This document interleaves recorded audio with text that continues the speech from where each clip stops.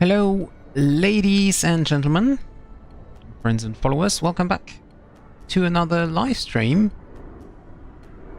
Today we're standing here at Tromso airport in northern Norway, and we're going to head to Oslo. So welcome Drini, and welcome Forwis to the chat, and for Drini also a very warm welcome to Tromso, as you're standing somewhere besides me. Guess either this A320 here or maybe this A330 over here, not sure though. And God of the Skies, thank you very much for following on Twitch. So yes, today we are online on Twitch as well. So I'm trying restream again. Just wondering why there is this weird zombie running around, because I thought that I changed this into, well, no zombie. So I'm not quite sure why there is a zombie now.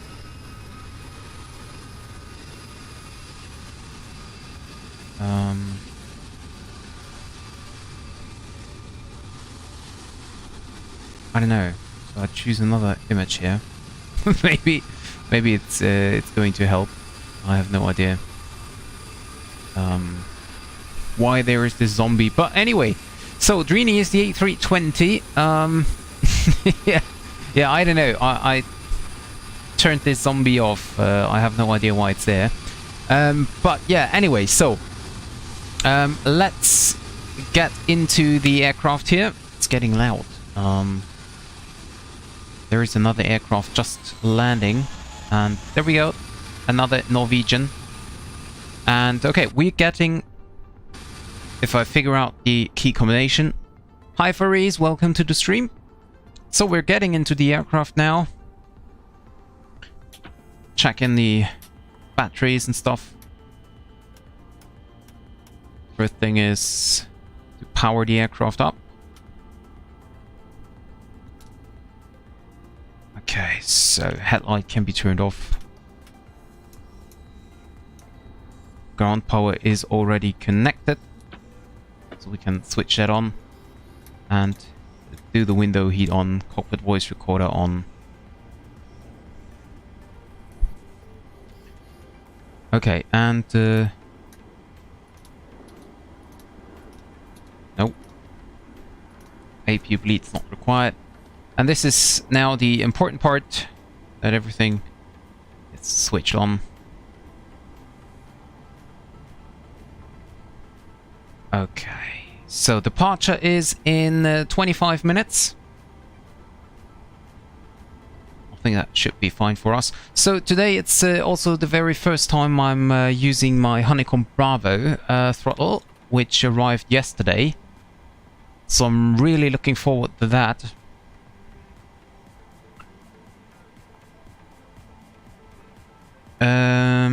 Nope. Where was the option to select the panel? Aircraft. Ah, here. Load from another. We're loading in this one. There we go. Thank you, Drini. Thank you very much. I'm really looking forward. So yesterday I just did one departure with it after I set it up. And yeah, so this is gonna be the very first flight with it, and I'm really looking forward to it. So we are already getting ready for the flight to Oslo today. So unfortunately we're doing real time. Unfortunately the sun already set again. There's almost like 24 hours night at Tromso at this time of the year. So even if we would switch back the time, maybe 1 or 2 hours, we just had a kind of red glimpse at the horizon. So route uplink is ready, so we can load the route. Tromso to Oslo is in, and our call sign is today Nordic 373, and we can activate it. Perfect. So cruising altitude today is 360, and departure runway according to the flight plan will be runway 18. Yeah, that's currently the case in northern Norway, so they almost have night all day. And that's the complete opposite of the summertime, where they actually have like daylight almost all day. So it's very interesting if you fly like in the night at 2 o'clock local time and you still see the sun. That is kind of weird, but also very interesting. So zero fuel weight today is 55.5. We set that in. I mean, I could set the passengers and cargo separately, but I'll prefer to do it like this. That's a lot easier. So request catering, and also request refueling. So, and now let's see.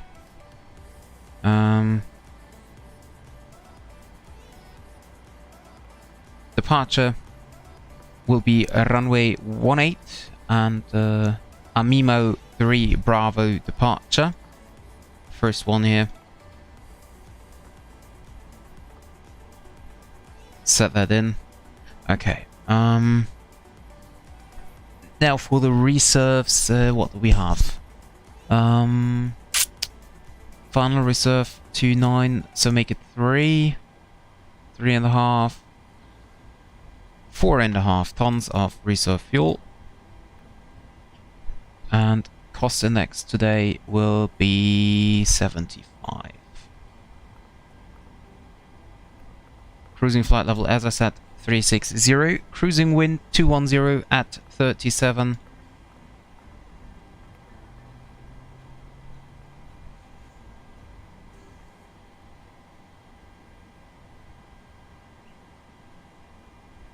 Okay. And the block fuel will be 9.45, 9.6. There we go. 9.6. And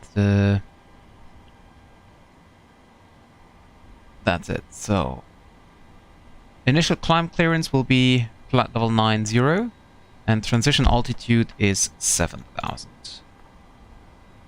7,000 is set. And for the, well, yeah, takeoff, that's always a little bit stupid to do. I'm really looking forward for the EFB because I really have to use, I always have to use my external program here. And that's kind of annoying, to be honest.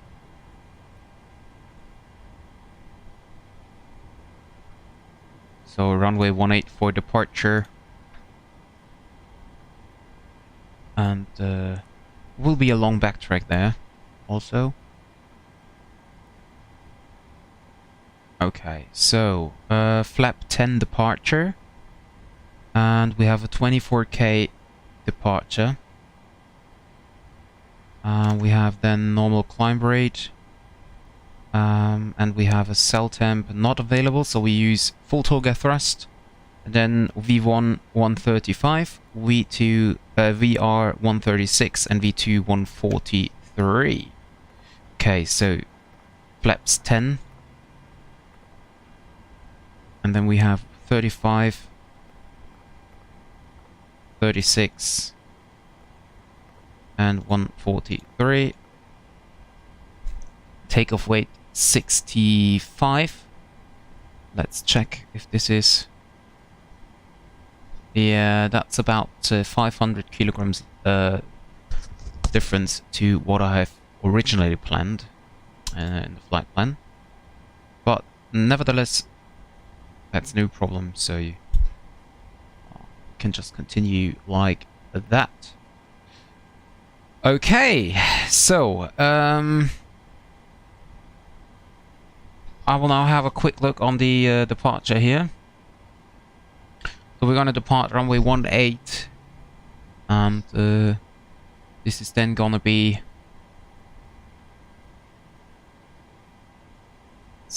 down here with a maximum of 230 knots, and then we go to Tango Charlie 707, Iptuk, Kamper, and then off to Amimo.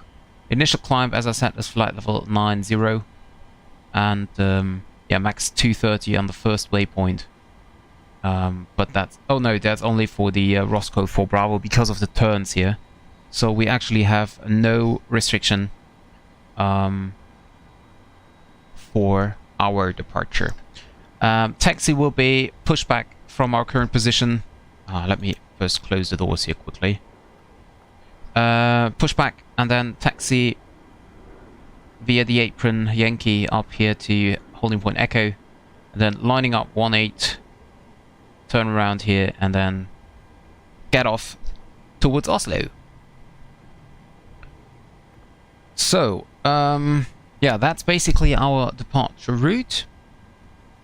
And let's see, yeah, catering services being kicked off.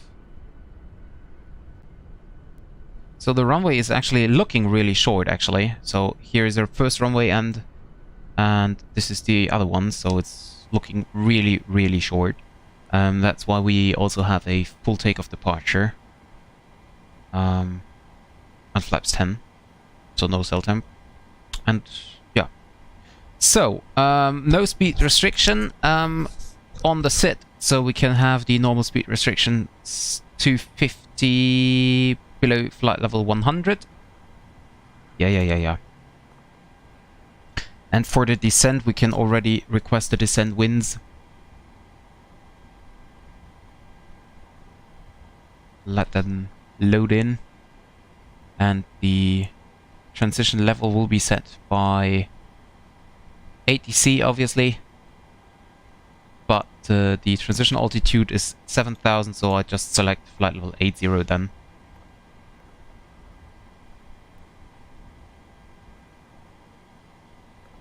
Okay, execute.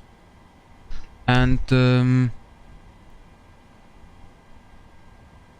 for the weather, so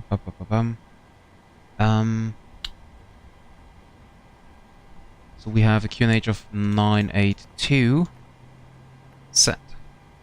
So the weather is currently really bad. We only have 3,600 meters of visibility.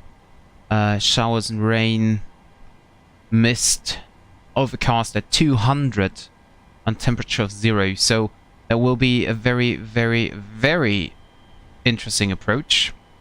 Actually, I didn't know that before, but I'm quite happy as it is, to be honest. So, yes, I will do that, and I set 9,600 as total. Do I have to start the refueling process, or do you just... Ah, okay. Yeah, airplane system is loading. Perfect. So I could have done that differently here via ground services, and then click that, but yeah, anyway. So, we can also now start the boarding process.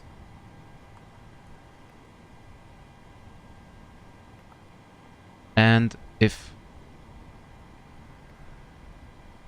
Yeah, could you please just...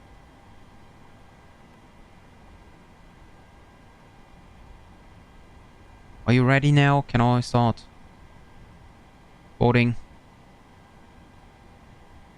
So, PAX entries is chatway.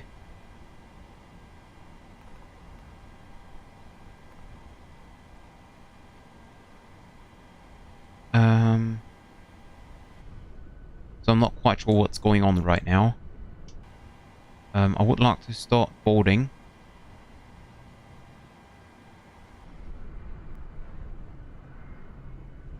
So yeah, I still get a little bit confused by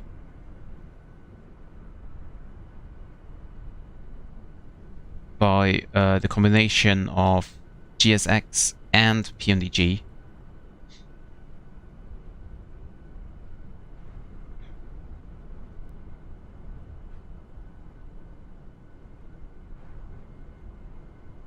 So it's a little bit confusing there. But I think the passengers are already... Yeah, okay, they are already loaded in, so I don't need to start the loading by myself. Boarding passengers now, that's fine. GSX menu seems to be frozen again, but, well, fuel truck is there anyway, so let's just leave it as it is. So, and for the arrival, according to the flight plan, according to the wind, which is just varying, we're gonna expect runway 01. That might change.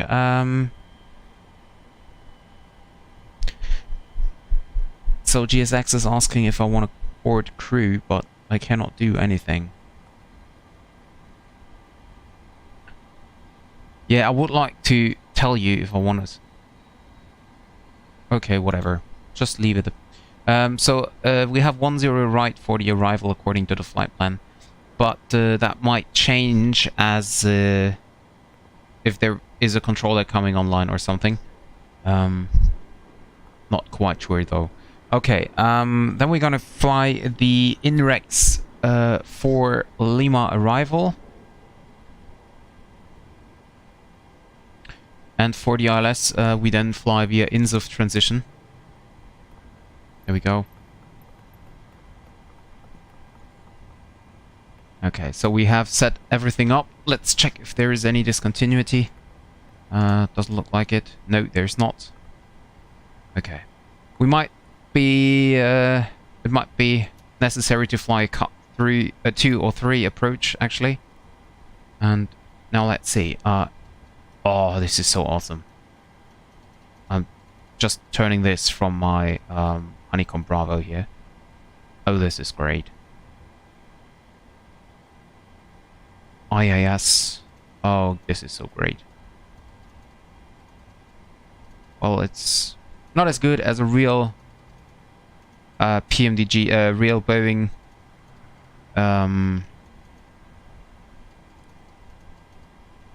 a real Boeing MCP, but it's still great. So we have a V2 of 143. So 153 then is V2 plus 10.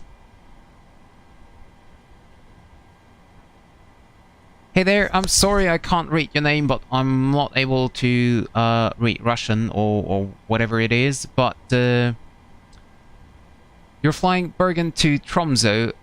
That sounds really good. So have a nice flight as well. And yeah, Tromso currently already dark. Don't know about Bergen, but actually the weather is fine. So, from Ukraine. So hello back to Ukraine.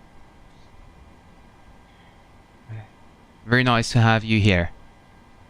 So, heading, we select runway heading. Just in case of an engine failure or something, will we then continue to just fly runway heading.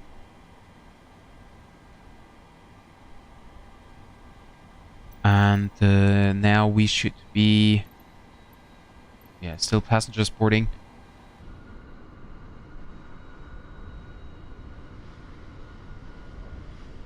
So let me see. Actually, let me check the flight plan here for a second.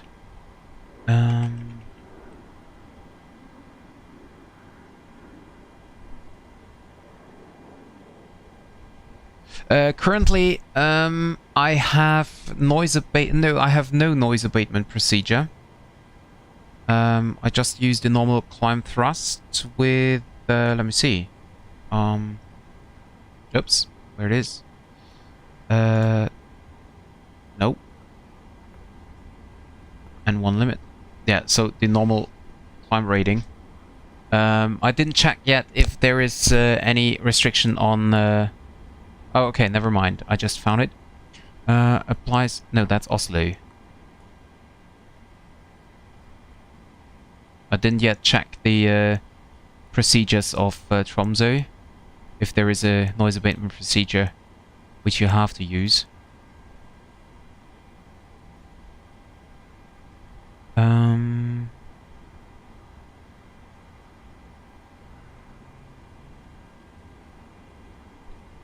Also, I just see what would happen if we would depart from intersection Echo. That would be quite interesting. 5528. Okay, let me calculate that.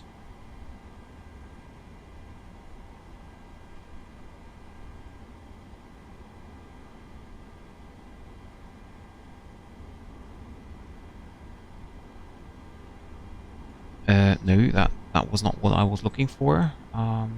685.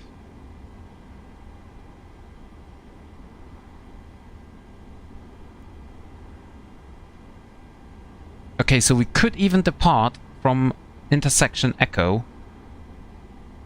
Now let's just take full length. I think that's full length should be better. Okay.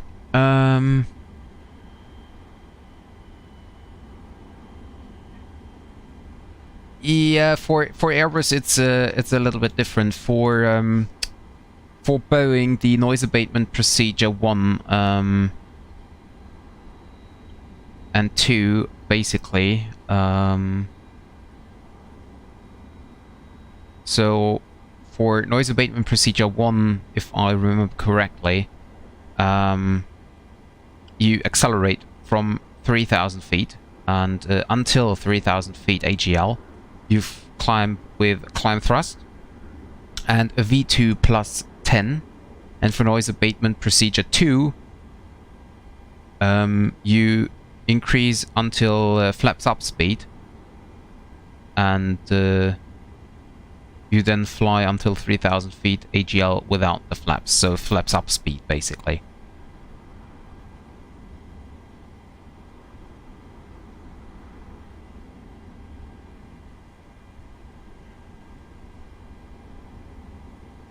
Yes, Drini, I have a scenery installed, as you can see here. That's the simulations. Tromso Airport. Okay, so departure's in about 5 minutes. And I will now start the APU to get some warm air into the cabin.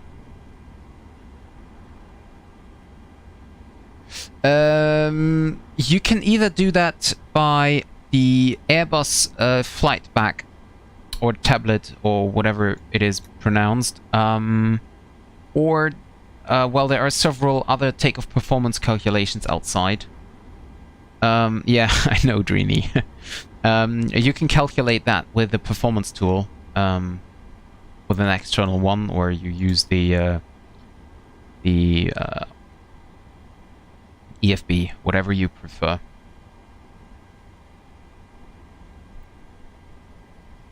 So, whoops, can turn on the fasten seatbelt signs as refueling is completed, and we're getting the APU now up. Generators kicking in, APU bleed on, engine bleed off.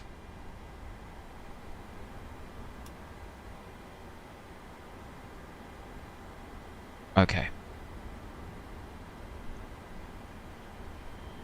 Yeah, try it out, and then you can select intersection echo, for example, here at Tromso, and then you can see the flap setting and stuff. So we are departing with flaps 10 today, and normal takeoff power. No, the rated takeoff power, 24K. But as I said, we could also do it slightly different. Could also use intersection echo for departure, and then flaps 15. There's another Norwegian here.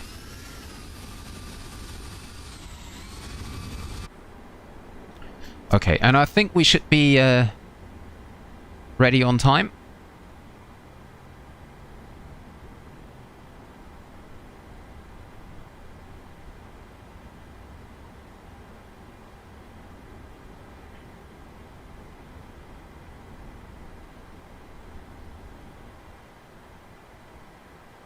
So, okay, I think everything is set. Yep, everything is set. Let me see, for the departure, Amimo departure, there's nothing we can really set up. What we can do though is, or actually no, we don't even need to do that. Yeah. So in the Airbus, I would actually now set up a secondary flight plan, but here in Boeing it is actually not possible. Yeah, as you like, Drini. You can also push back. I will be pushing back in about 5 minutes as well. Or maybe even less, depending on the baggage load. Let me see, what do we have? Yeah, they're just the final pieces of luggage here.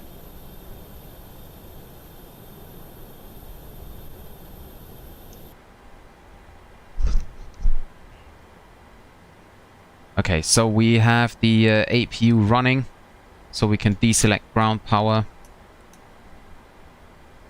And we can also get rid of the ground power over here. Release ground power.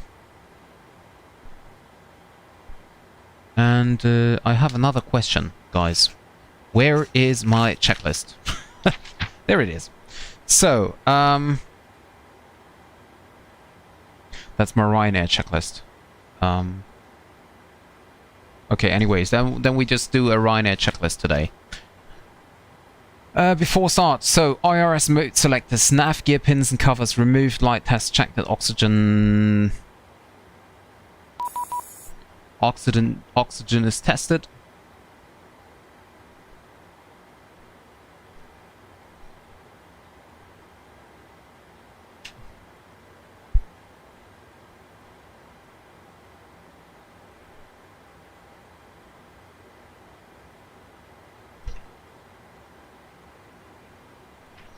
So, display switches is on, emergency exit light on, fasten seatbelt signs on, window heat is on, air condition pressurization, okay, auto brake, good question. Auto brakes, RDO. Window heat is on, I said that already. Hydraulics are normal, we can now turn on all the fuel pumps also. Takeoff briefing is discussed, PA is complete, FMC is set, N1 and IAS backs are set. Stabilizer trim, that is something we didn't do yet, so let's quickly do that. Trim is 4.85. Set. And the rest is done. So we are now ready for pushback. Yes, I want to request pushback.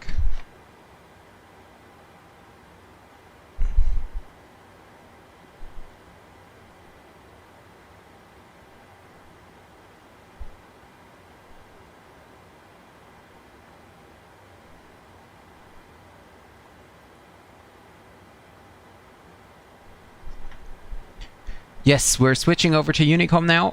122.8.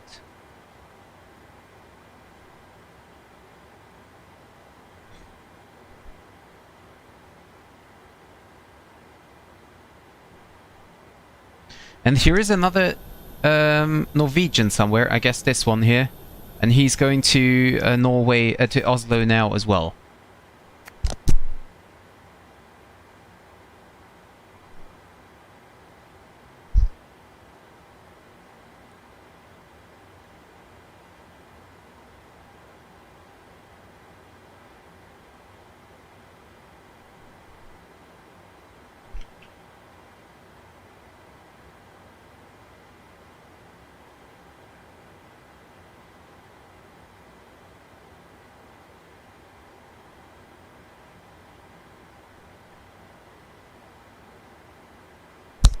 Tromso traffic, Nordic 373 at Tromso. Pushing back now from gate runway 18 for departure, Tromso traffic. Nose will be right.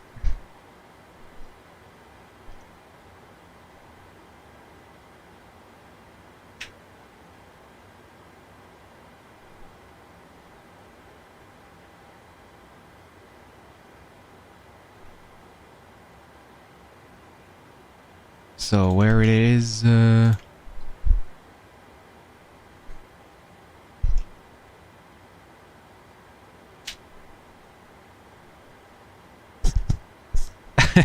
I will, but you will hear it on the stream as well. Close cargo after close cargo. Okay, sorry. Doors. Close. And, by the way, something. Yeah, we should set the parking brake first, and then remove the chocks. And then we release the brakes. So, head tracking is on. And we can start the engines. So APU bleed, come on. APU bleed, okay, so this is not going with head tracking. So it packs off and we're pushing, so be off. APU bleed is on. And ground on.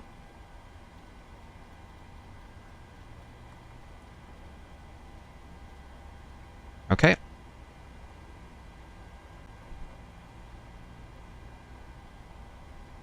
And 20% fuel cutoff number 2 is coming on.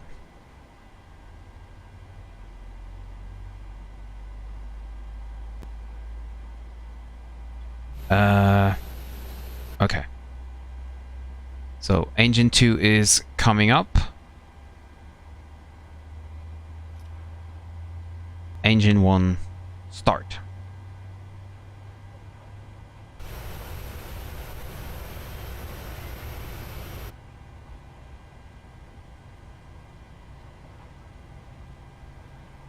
Why do I have a yellow config warning?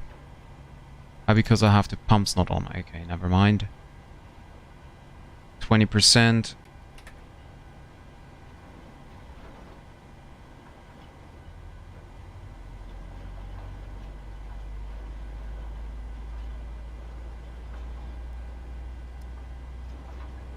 (90903) is set. Is that correct?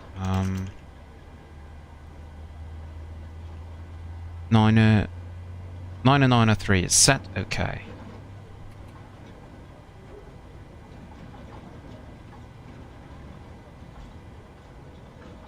(122.8). Brake set.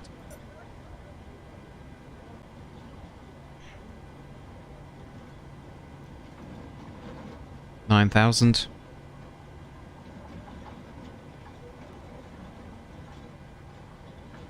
There's the marshal coming. Okay, so we set flaps 5 for departure. Auto brakes are set RTO. And as both engines are on, we can... Okay, never mind. Engine bleed on, APU bleed off. Packs on. Yep, and generators on. I always forget that.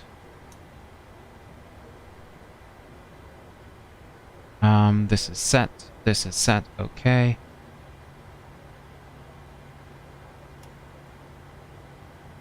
Temperature is fine. Probe heat's on. Do a quick flight controls check.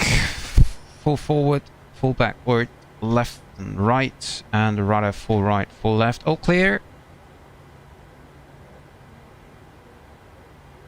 Takeoff speeds are fine. Tromso traffic, Nordic 373, taxiing runway 18 by Yankee and Echo.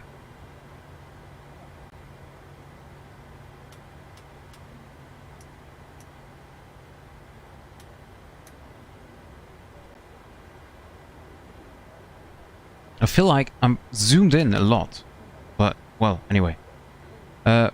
Brake released.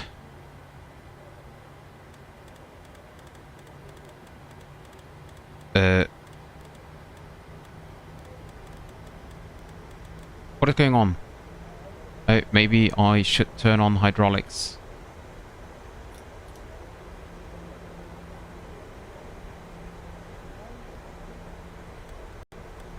So, Drini, as I don't hear anyone else, can you hear me on Unicom? I might have... wait a second, I might have a problem here. Oh, no, you couldn't. Never mind. I need to change that in the settings. Yeah, I'm sorry. Sorry. I didn't set up my... my headlet how it should be.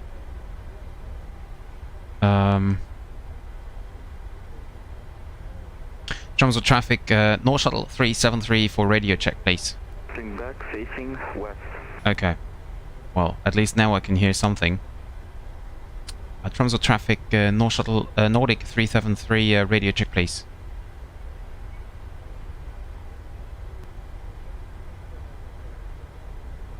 Well, okay, it seems as if no one can hear me.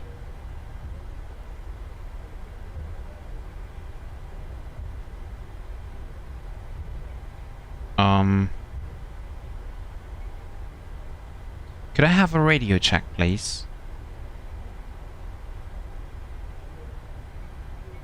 Okay, so it seems as if they are not hearing me.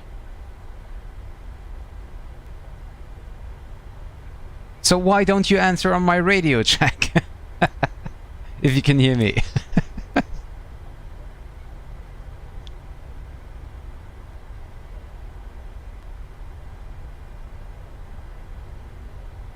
And actually we're doing a flaps 10 departure, forgot about that.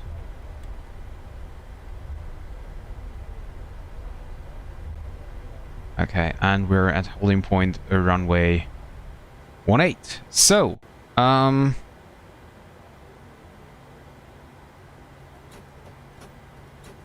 parking brake is set.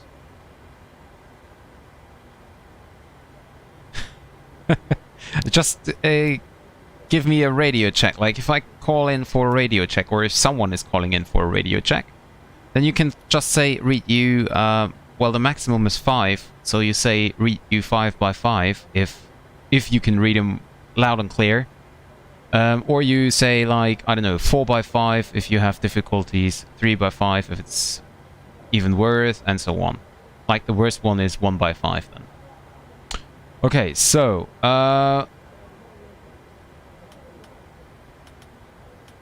landing lights on. Strobe lights on.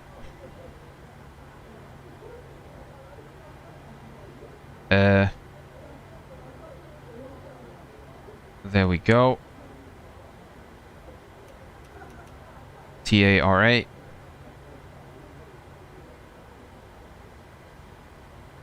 Traffic button. And terrain radar on. There we go. And Tromso traffic, Nordic 373 from intersection Echo, lining up backtrack for runway 18, Tromso traffic. So flaps are set to 10.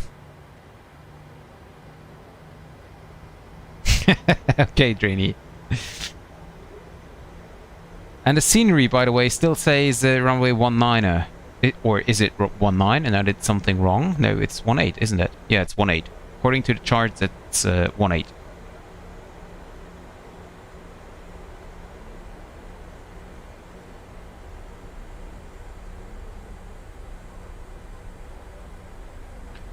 And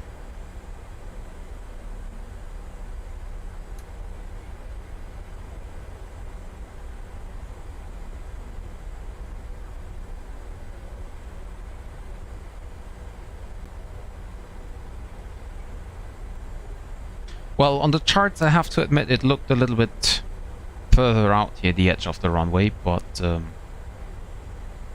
well, whatever. Start the chrono here as well.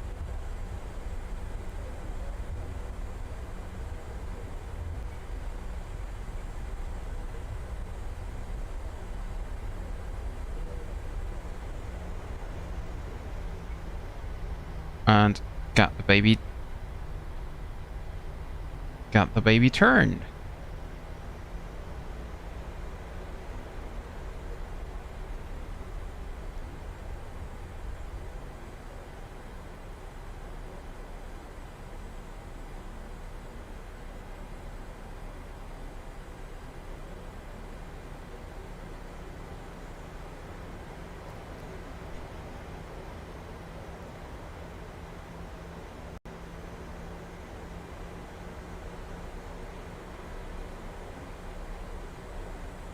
Tromso traffic, Nordic 373, runway 18, taking off.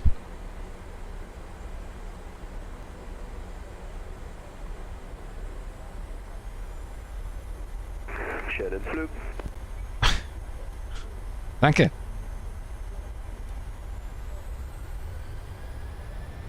Takeoff thrust set.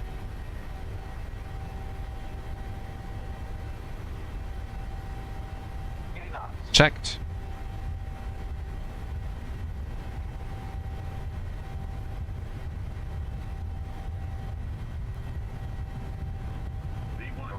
Rotate.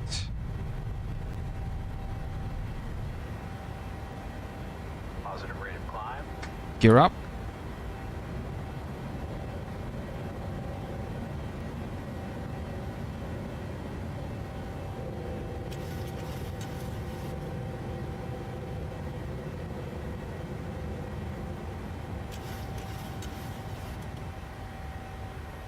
Tromso traffic, Nordic 23 Victor, taxiing via Yankee, then Echo for runway 18.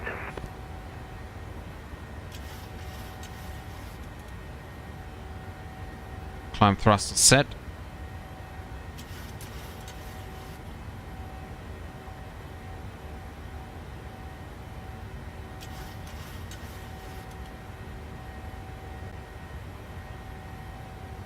And we're still hand flying. I just love it.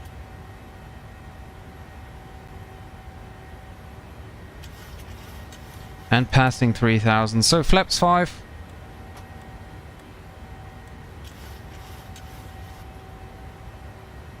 Select LNAV. Select VNAV.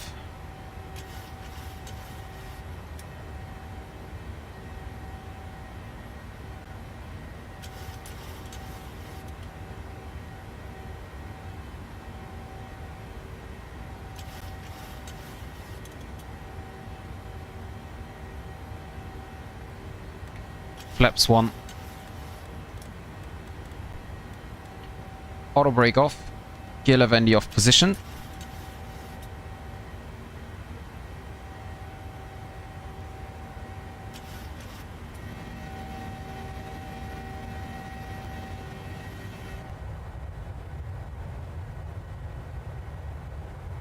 Beautiful.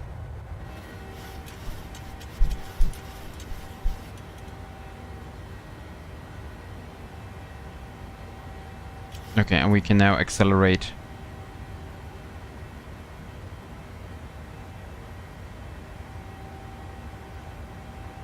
And flaps up.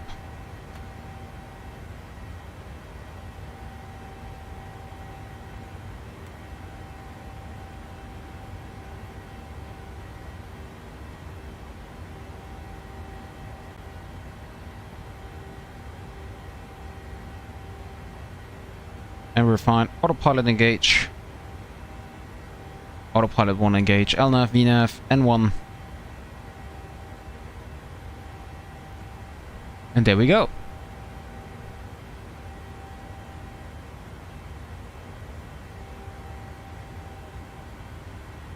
So we already had sunset at Oslo as well.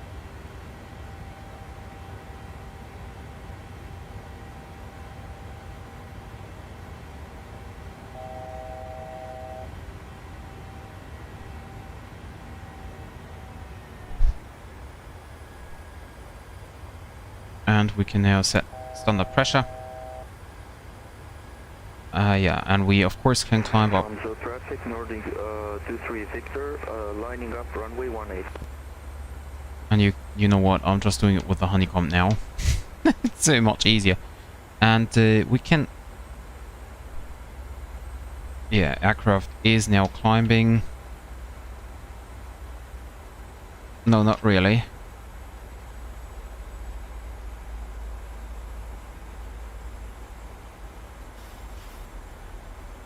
Okay, VNAV.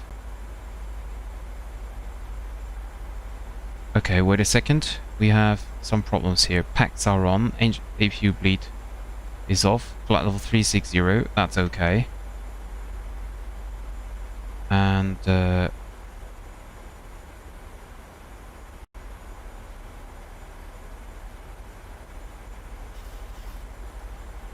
condition can be turned off. The aircraft just thought we are descending, but of course we're not. Okay, N1 VNAV speed. Okay, now we got it back.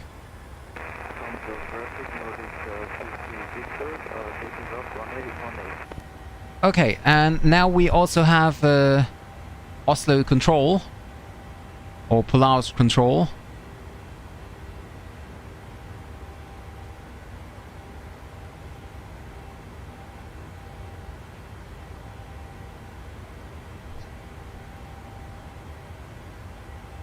So now we're finally climbing again.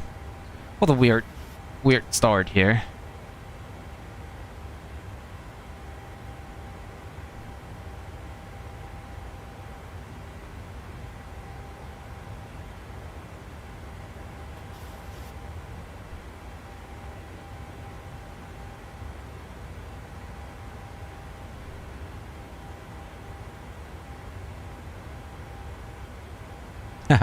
Thank you for the screenshot, Rini. Looks very nice.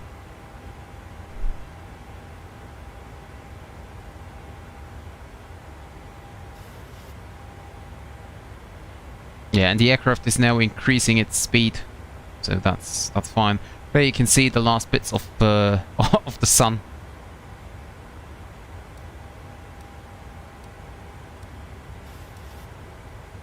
Yeah, and besides that, there is not much on our route today. I can dim down the navigation display, primary flight display here.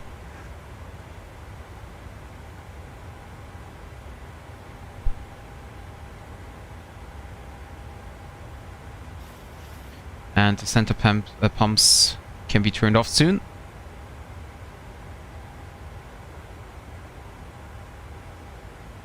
Engine ignition can be back to off. Lights off.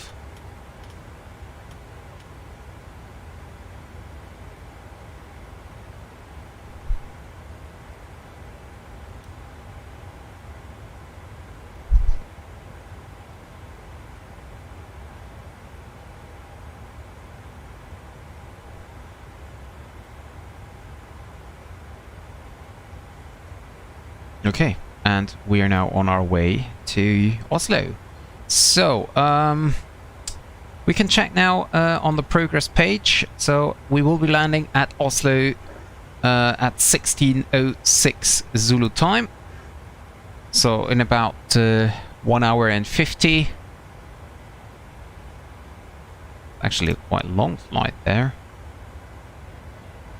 No, here. And fuel on board will be 4.8 tons. That's also quite perfect. Okay, anti-collision lights, that's okay. Logo lights don't need anymore. Let's turn on the circuit breaker. Better to have it, I guess. Airport elevation is at 682, so make it 700 here as landing altitude.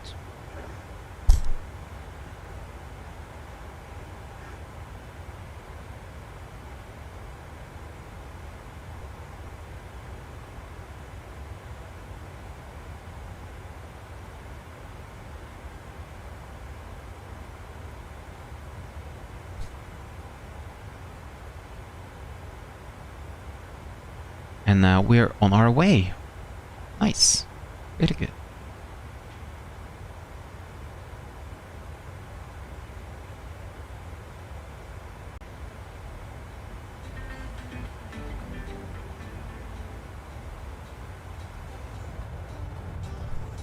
Oh, down there is the airport of Bardufoss.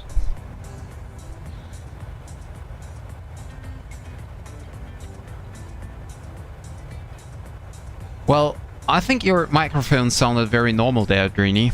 At least I was able to understand you quite good.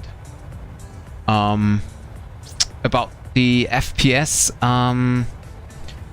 are you using a model matching file? Because there might be a problem with the model matching if you use models which are kind of heavy on the FPS.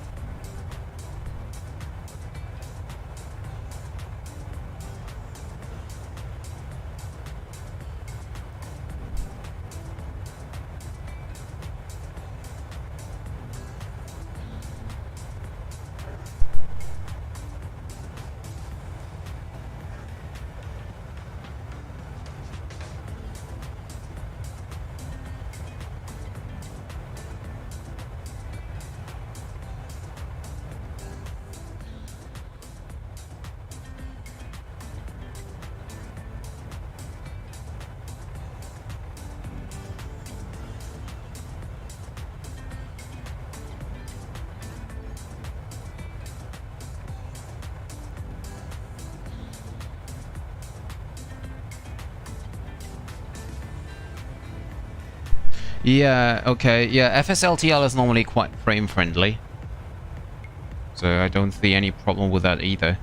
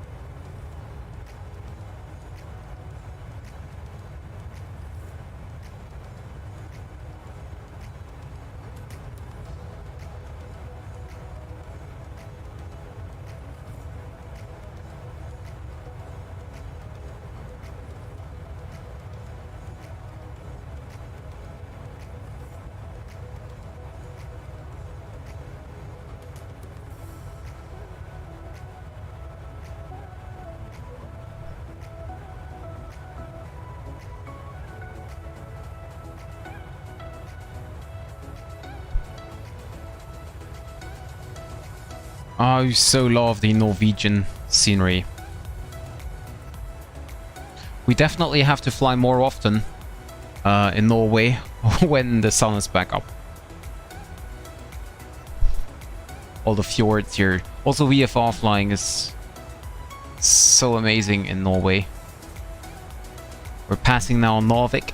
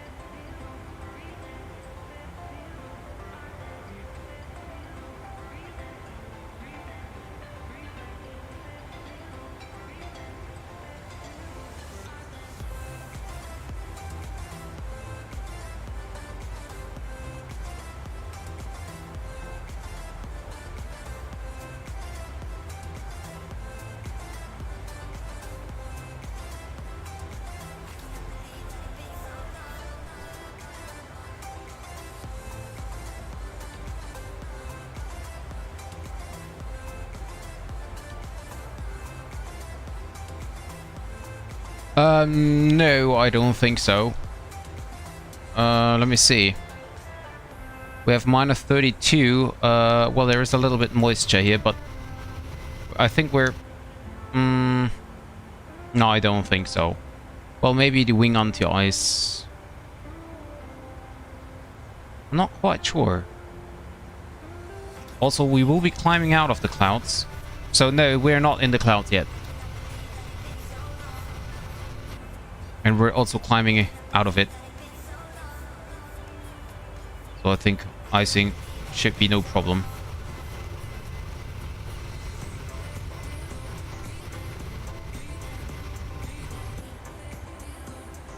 Fuel, yep.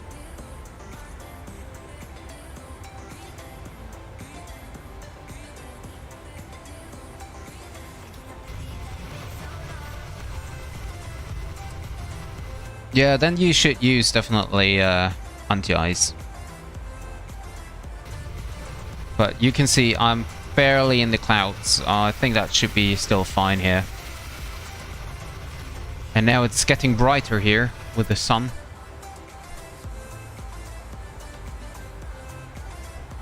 I don't know what a real-world pilot would do.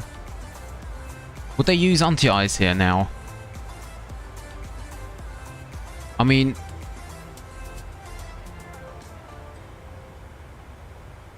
By the way, we could turn off the seatbelt signs. Well, you know what? What should happen? I mean, nothing will happen if I leave anti-ice on. But if I leave it off, then there might be something happening. So, better leave it on.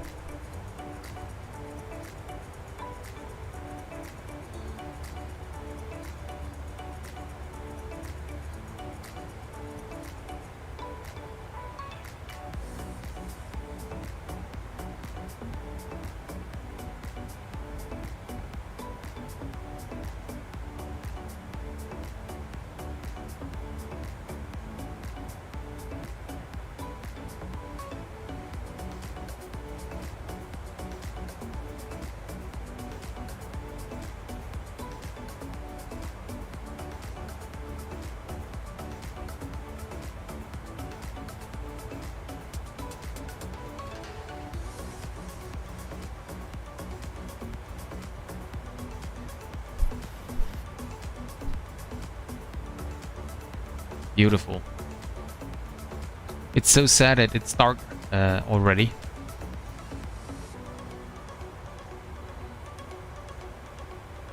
But that's always the problem, right?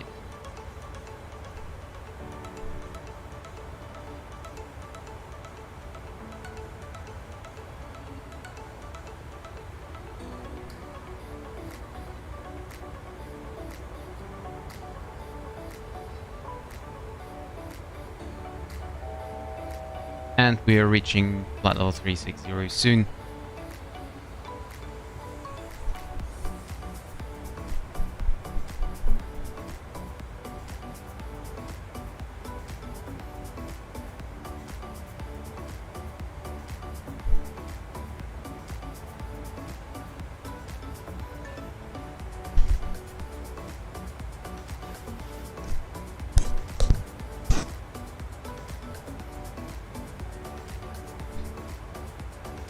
Nice screenshot, Drainy. That's so nice. Although your aircraft looks really dark.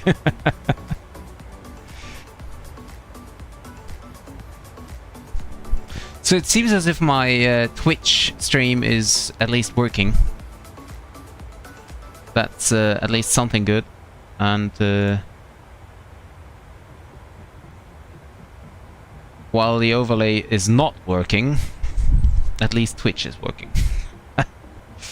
So, from Tromso to Gardermoen and Nordic 373. Okay, let's give it another try. Now that looks better now.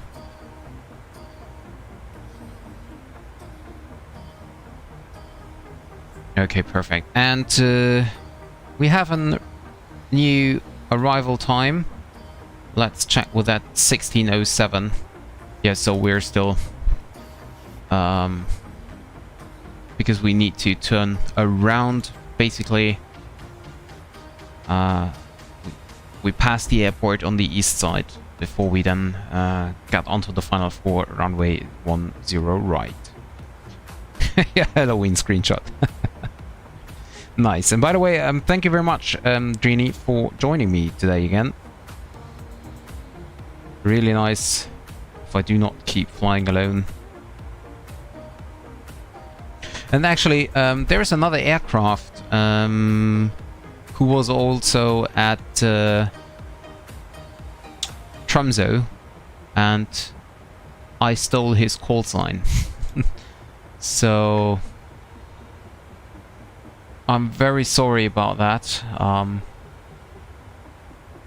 I didn't know that beforehand.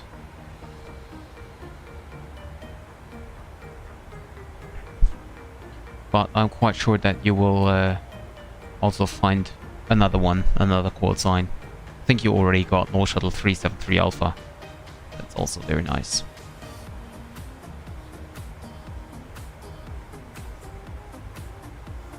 Fuel is looking good, still balanced.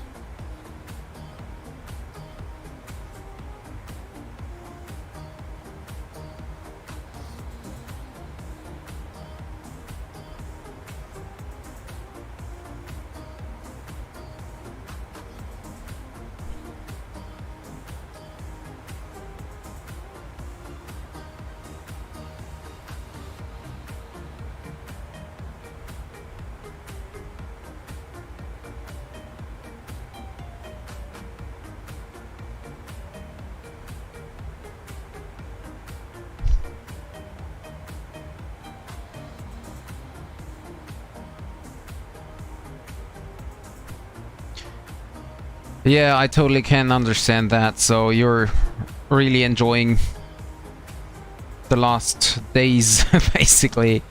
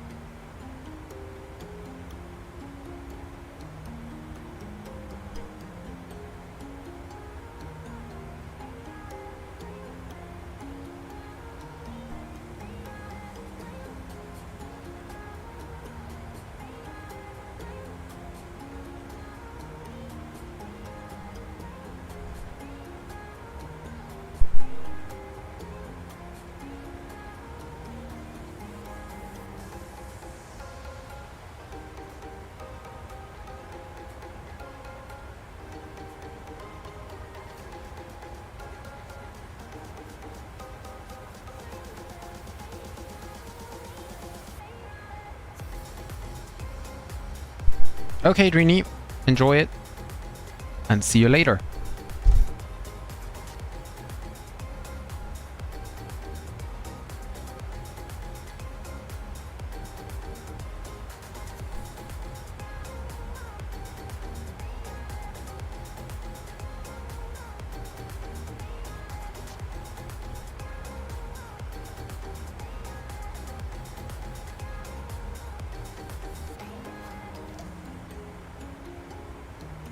I'm really happy that Twitch is working.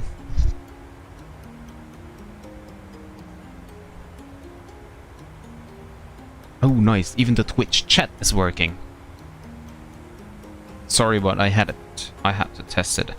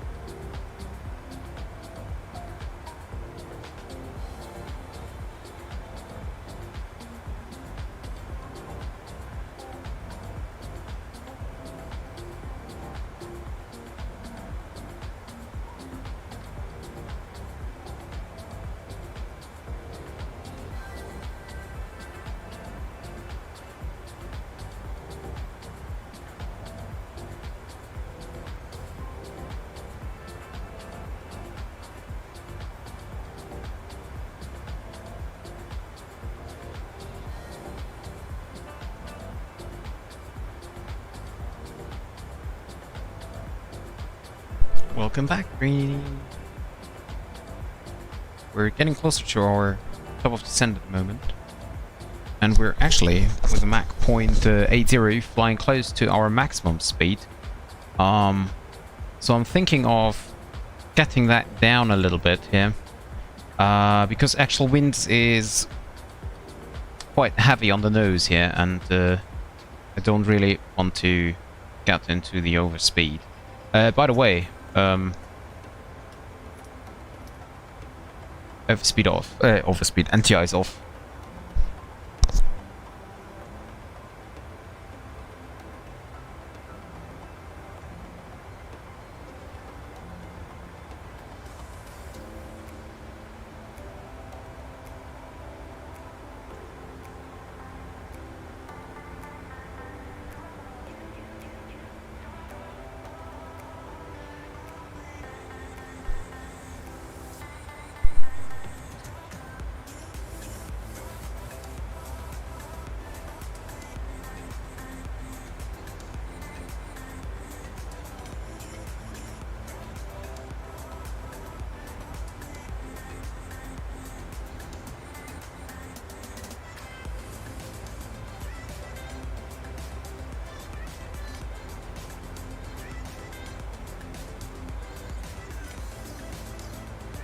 Hello, Elias. Welcome to the stream.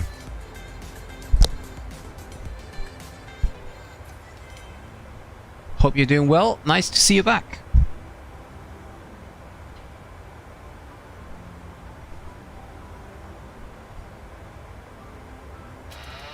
Yeah, I'm sorry. I'm sorry.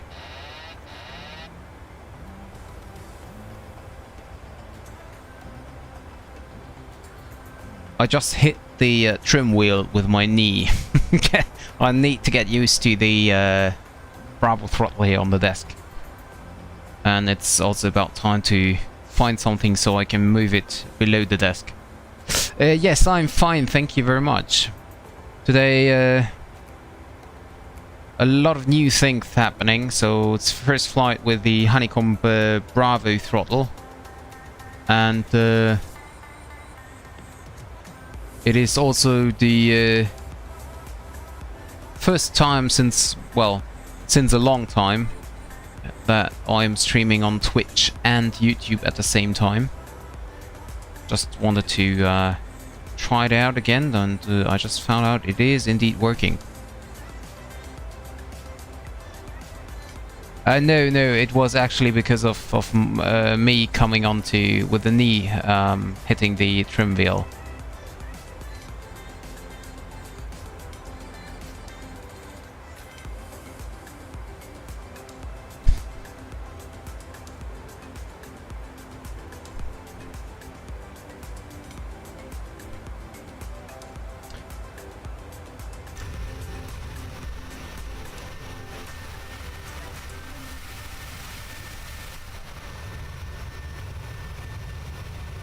So I might fly a little bit more often in Norway in the summer again, because I just love the landscape over here. And unfortunately, in the winter times, it's getting dark so soon. And also, I might be, or at least I'm hoping, that in the summer there will be the Dash 8 released, so that we could fly some Widerøe. Some Widerøe actions in Norway.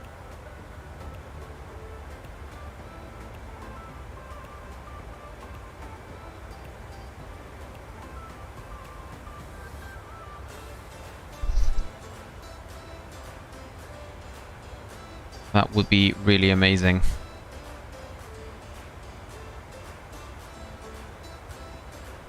So for the moment we still have Norway Control online, Polaris Control, it's the name. Some aircrafts, like 1, 2, 3, 4, 5 aircrafts currently on the ground at Oslo. I'm using a freeware scenery, so I'm not quite sure if everything will work out, especially with GSX.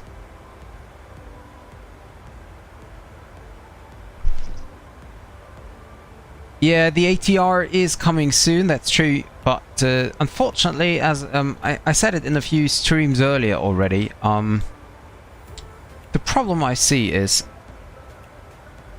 that we're getting a lot of aircrafts which are already out of use.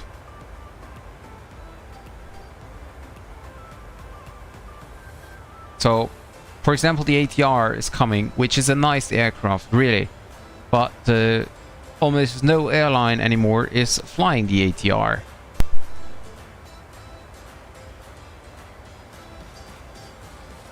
And also the Embraer E-Jets,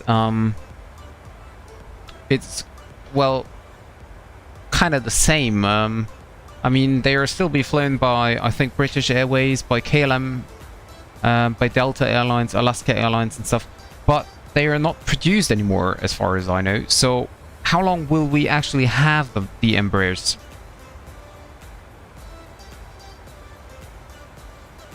Yeah, that's true. Air Serbia is flying ATR, that's true. But yeah, still, I mean, how often am I flying Air Serbia? So I was wondering, why don't we have a actual Airbus A220, like the former Bombardier C series? I think that they are developed by Fly-by-Wire as well, but they should they should be hurrying up a little bit, I think, for my impression, to bring up some modern aircraft.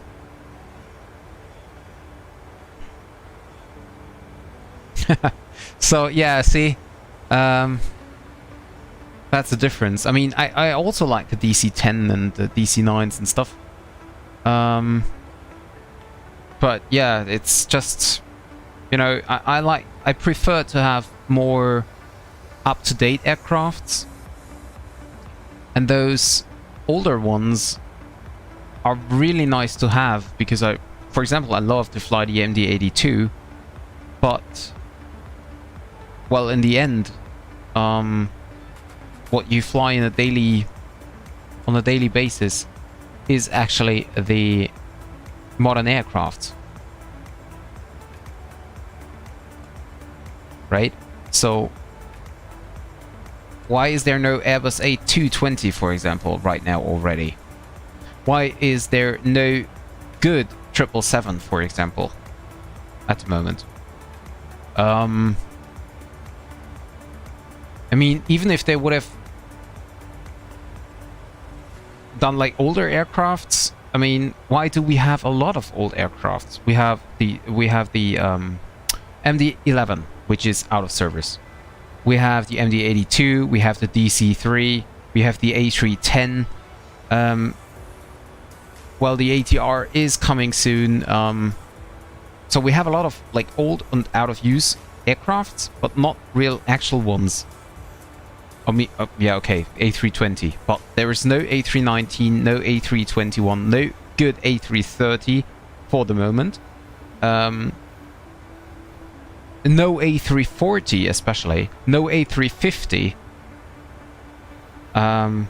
So yeah, that's kind of, for me, it's not really understandable, and it took a long time until the first Boeing came out, right?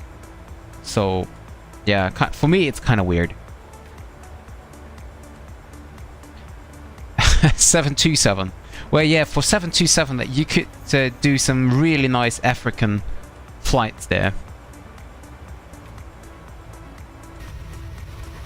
Wait a second. Can you switch your external view and look in front of me? So I don't have polar lights, if this is what you're talking about.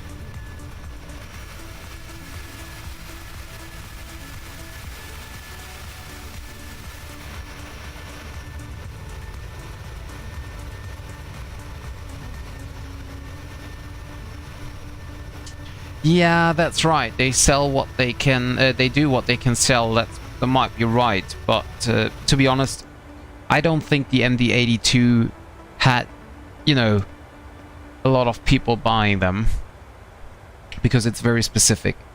Well, the A310 is freeware. And also, for example, the BAE 146 is really nicely done. Definitely. But I'd rather spend the money on an A220 instead of a BAE, for example, which is also, by the way, out of use. Can you see it? No, I can't really see it. Let me open the original. Oh, that might be me, is it? That could be me, Dreeny. My my chemtrails, so to say. Oh, and my simulator just froze.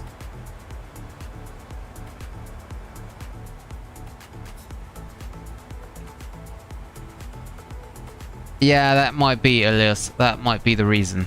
True. Okay, and we're back in business. Yeah, I think that might be me, Dreeny. My, I always want to say chemtrails, but of course it's not chemtrail.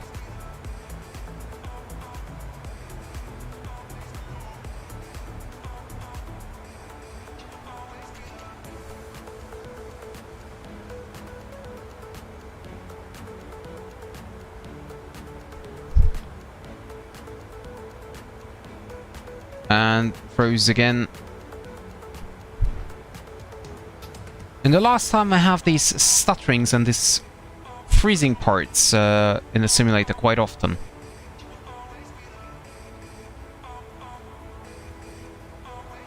Okay, we're back in the game. Headwind is kind of weird at the moment. By the way. New aircraft roll, yeah, the headwind. You're talking about the headwind A330. Yeah, but that's also kind of an aircraft. I mean, it's nice to have the headwind A330-900, which is based on the fly-by-wire, but in the end, not very many airlines flying the A330-900. There's Delta Airlines, which is very well known. There's Condor, which is very well known, but nothing else. I mean, I won't complain. I'm happy about every aircraft which is coming.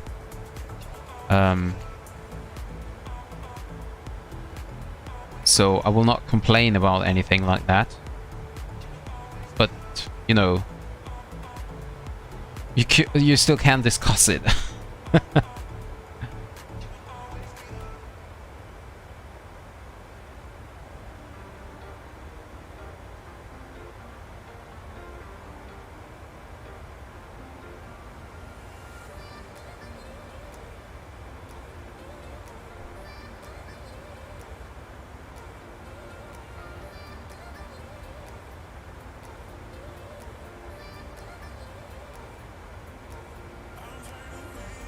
The headwind, it feels just like... Yeah. Well, kind of. Yeah, that's true. Yeah, and the headwind in front of our virtual aircraft is also kind of weird. For the moment.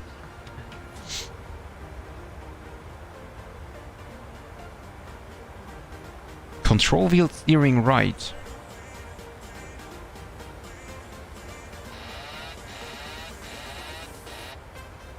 Okay. So, why is CWS on? Command A. Okay, I don't know. Can you get back onto routings, please?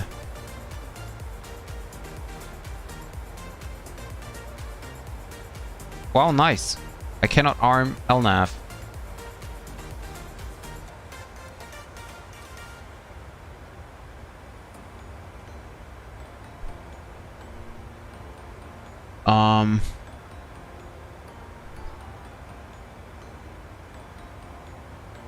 Why can I not arm LNAV? You mean the picture of your flight crew? Yes, I did. I replied as well. Very nice. So why can I not select LNAV?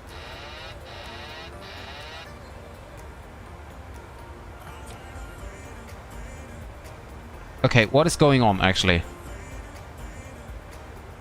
Something is really weird at the moment.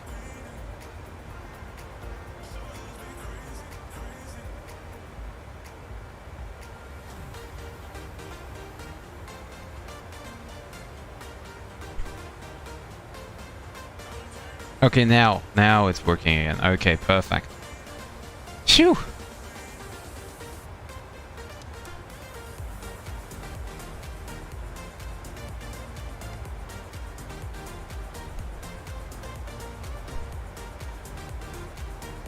Yeah, I know. The wind is... It's really... some kind of weird again here.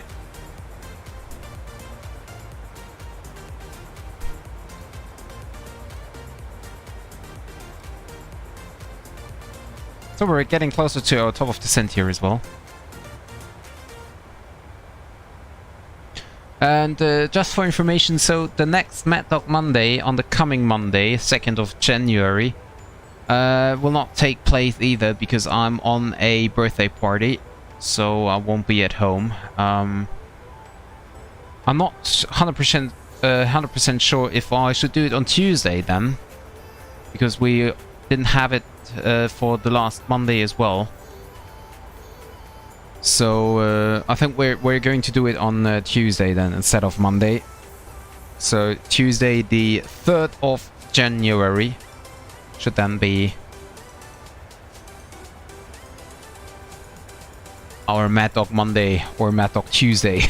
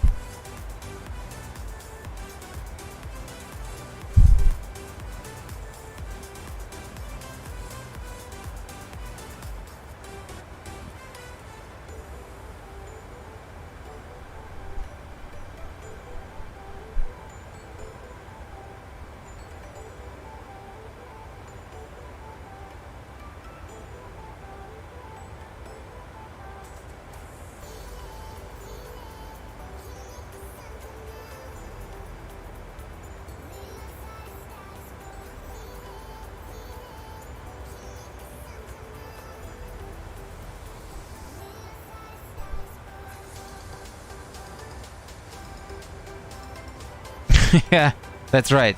That is true. Sometimes FS Realistic kicking in. Although I have to admit, I didn't have any profile loaded in. I just leave it on standard. Because actually I don't want to, you know, figure out what's good and what not. The only thing I changed is that I turned down the wind ambience in the Phoenix A320, because otherwise I will have a hot brakes failure.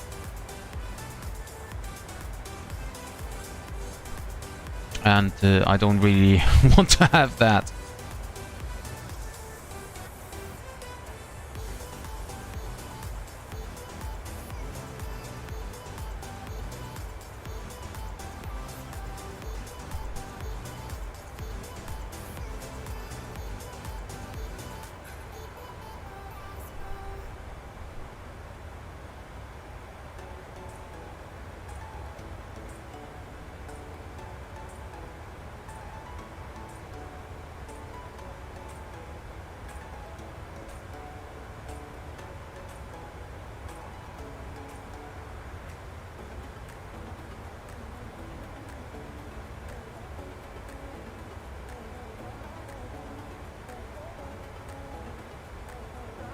Yes, he will send us a message once we have to contact him.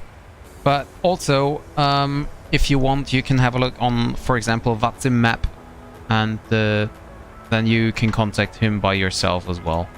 Maybe a little bit earlier though. But yeah.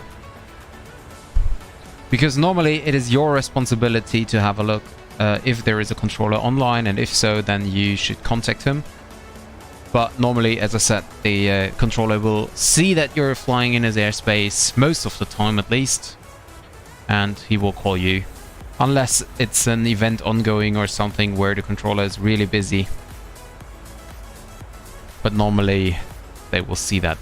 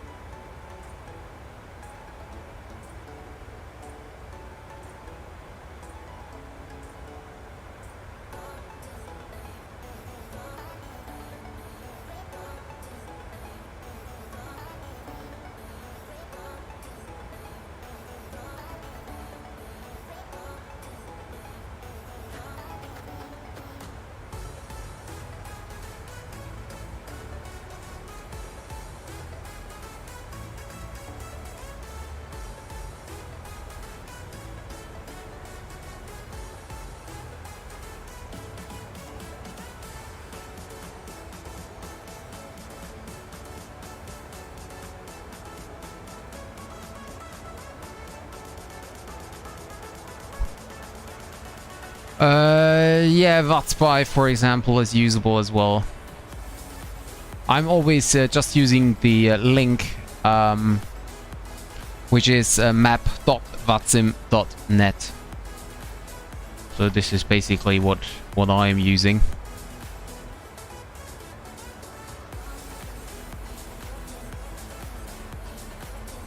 So, what we're gonna do next is I'm getting Oslo 80s on 12715.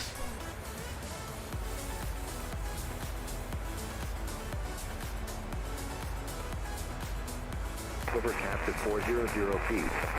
Temperature 0, dew point -1. QNH982. Temporary. Visibility 4,000 meters. Light freezing rain and mist. Acknowledge information Juliet on first contact. So we have info Juliet current. Oslo Gardermoen information Juliet. Com 1350 Zulu. Expect ILS for RNT approach runway 01 right. Departure runway 01 left in use. Runway condition wet. Transition level 90. For clearance and startup, contact Polaris Control 118.875. Net report. Wind 020 degrees 3 knots. Visibility 2,700 meters. Light freezing rain and mist. Clouds. Overcast at 400 feet. Temperature 0. Okay. -1. QNH. So as I said, really interesting here.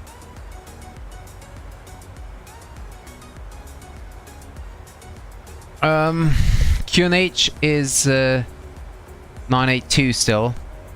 We might need, or we will definitely need anti-ice during the approach. And we have overcast at 400 feet. So I will say we turn on anti-ice at 3,000. Oh, oops. No. 3,000 feet. 3,000 feet. And will not turn it off. Transition level is actually 90, so we can refresh that. And yeah, we will definitely, as I said, have a anti-ice arrival. That's important to know, as our engine thrust will be reduced. I mean, obviously, because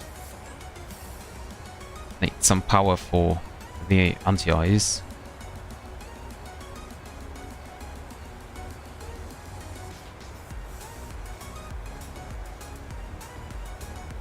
Okay, and for the landing, so let's see, 01 right, 182, wind is, well, 000 at 0.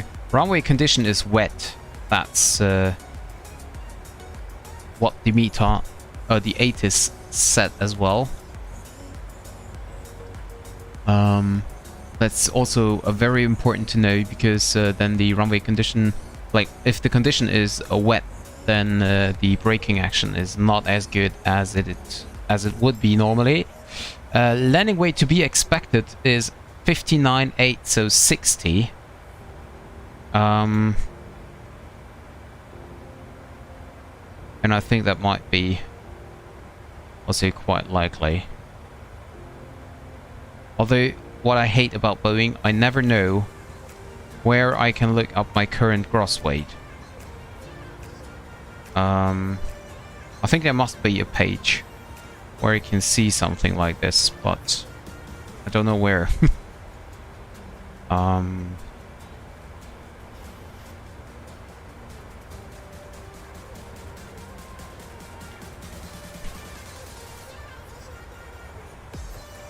Route data maybe? No.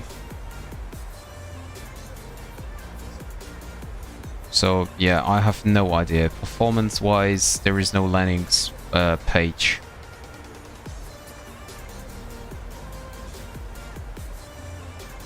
RMP progress, nothing here. Position report, no. So I have no idea about my current gross weight, which is kind of weird, because there must be a way for the pilots to look that up. And yeah, we're getting into the overspeed because the weather is changing with, like, something is wrong again with the weather service. So we're reducing the speed to Mach 0.78.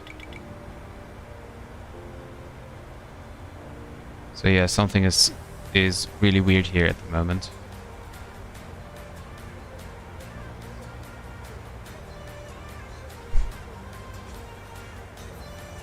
I hope that this will change once we're getting closer to the ground.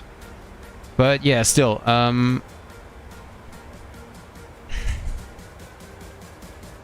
there must be a way to look that up, because real-world pilot needs to know their gross weight. Gross weight, not gross weight, gross weight. I just don't know where to look it up.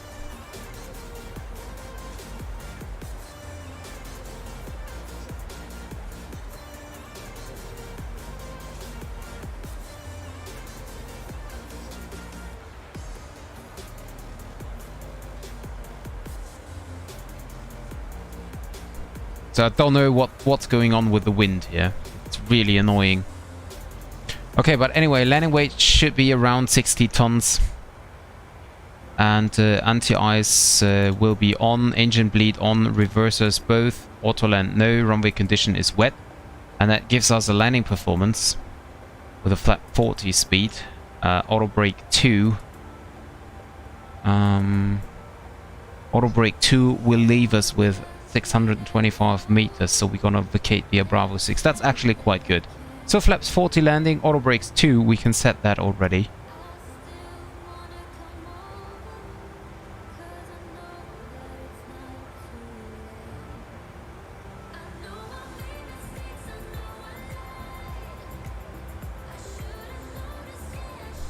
I don't know.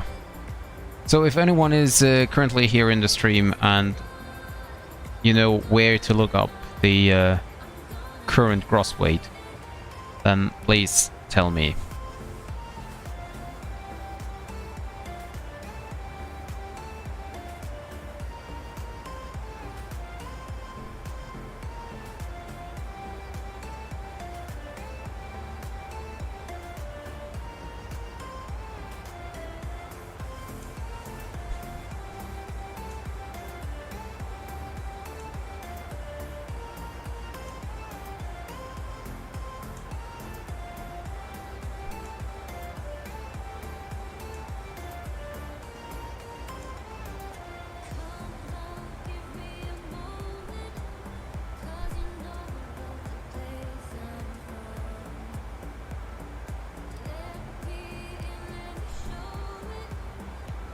And we have, in the back, we should be able to see Drini somewhere.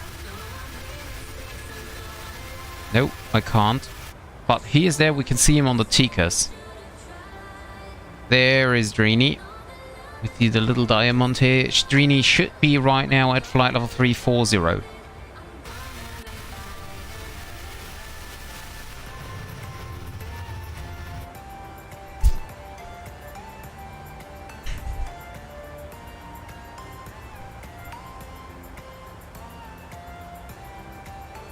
Okay, so select the fix.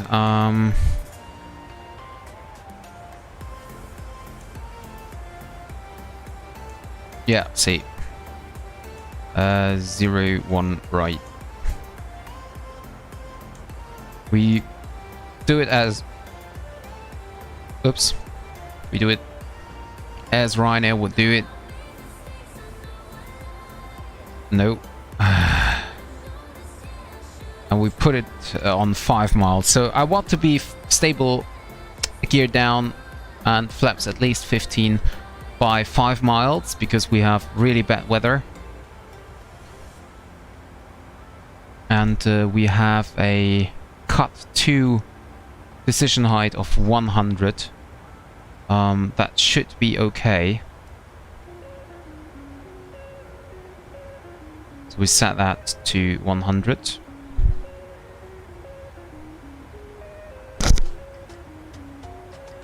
And there we can see top of descent is coming in, deceleration point is coming in. Wind is now fine again, so we can get rid of the speed intervention.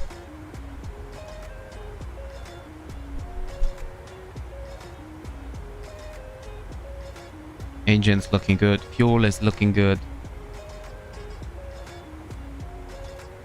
So, and for the RLS, we need to have speed of 220 knots maximum. That is set at INSUF. It's perfect.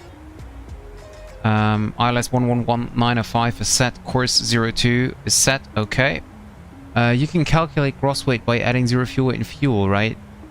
Yes, that's right. But I thought that maybe there is a way to, you know, figure out what the current gross weight is, because in the Airbus you can see it.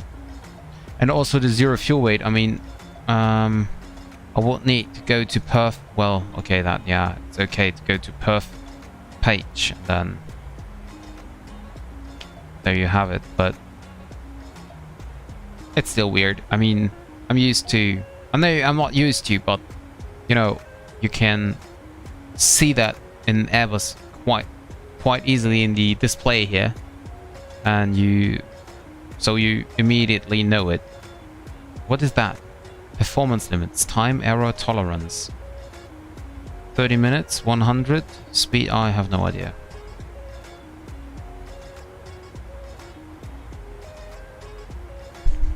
So basically, I mean, if we really calculate it, then we have a 55.5, and if this is true, we would have 4.9, so that makes it 61.9 or something.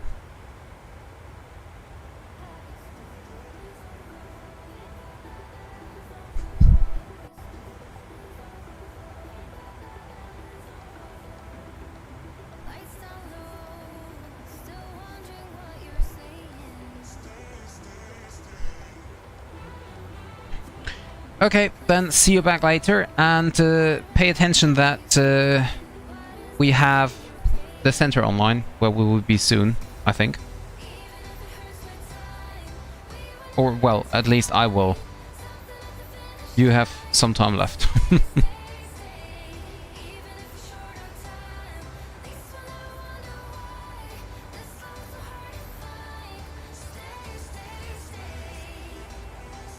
So there's another aircraft in front of me here. Don't know, he's climbing. So, oh, that's North Shuttle 1 Alpha Mike coming from Oslo, going to Tromso. And he's at flight level 350.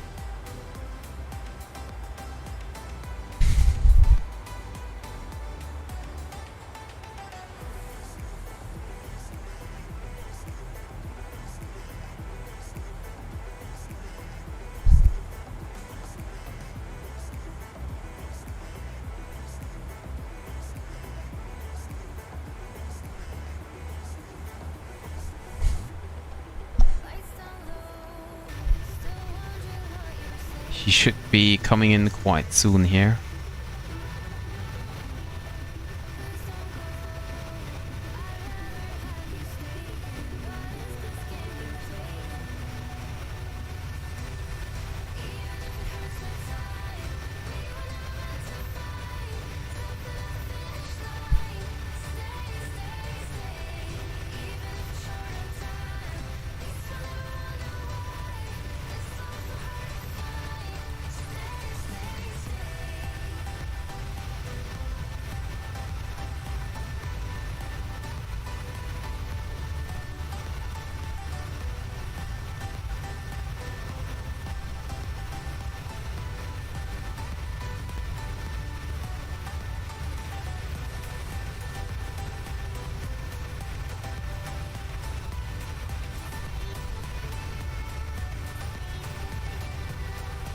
There he is.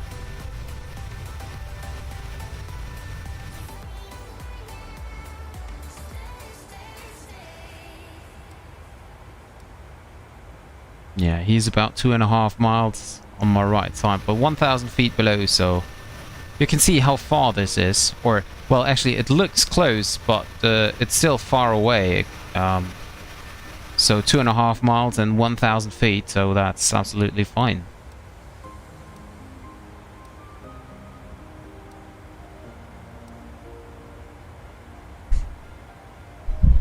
And at Abuno, we need to contact Polaris Control. So I will already set the frequency here into the standby frequency, which is 118.875.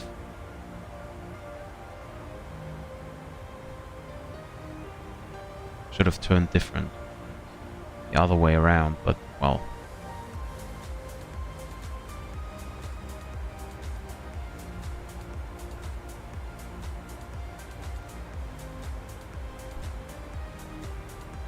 There we go.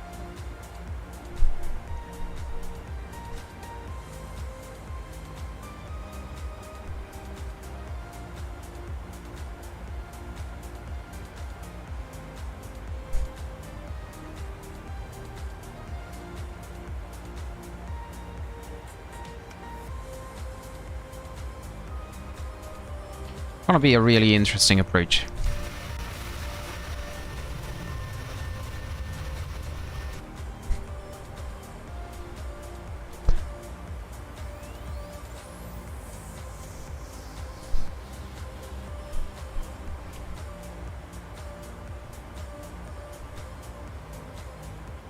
So we have 7 minutes left until we cross Abuno, and that means 7 minutes until we need to contact Oslo. New Polaris. I always say Oslo, but actually it is Polaris.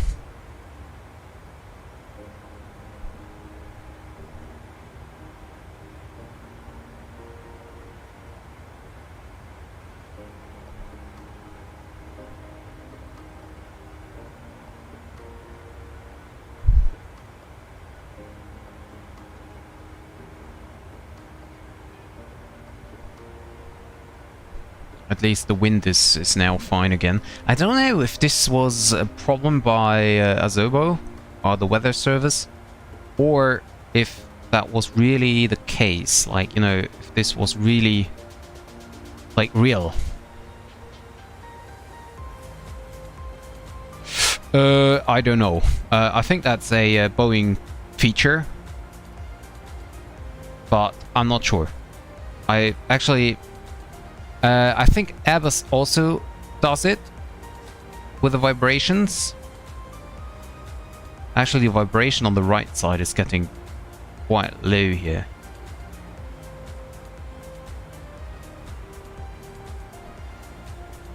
Okay, now it's getting back up. Okay. I think Airbus also have a vibration indication. But I don't think it's a specific 737 thing, because it's kind of important, you know? If you had a bird strike, maybe, and then you need to check vibrations. And this could happen to basically any aircraft, so...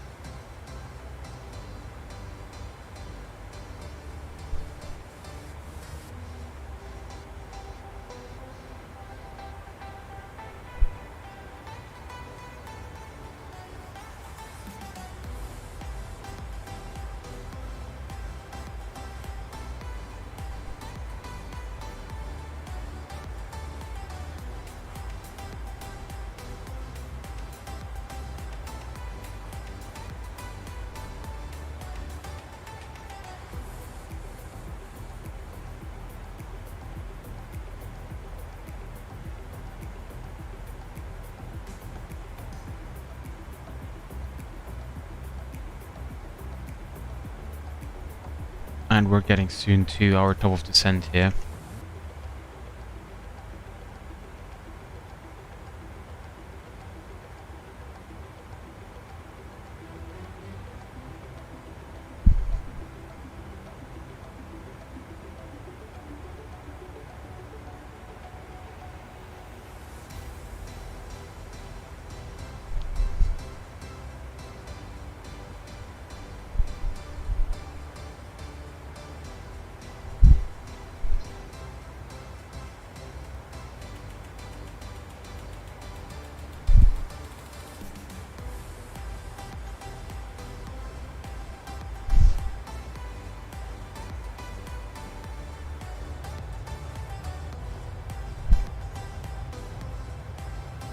Beautiful sunset.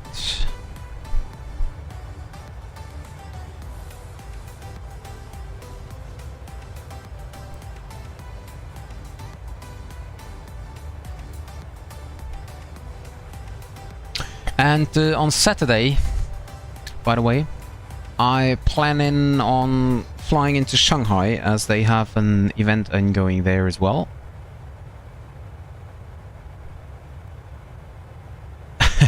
Yeah. 20 years Norwegian. Although I'm not sure if the Norwegian really have the display here, but is that? No, it's not clickable. Okay, but we now switch over to Polaris. Welcome back, Drini. Stand 14, heading on Alpha, Sky 4373. All stations, Polaris control is now closed. Oh no, really? He's just closing as we're coming in. Are you kidding me?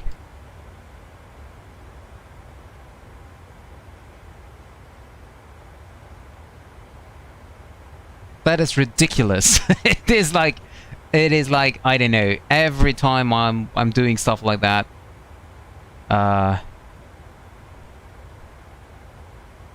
or every time I'm streaming,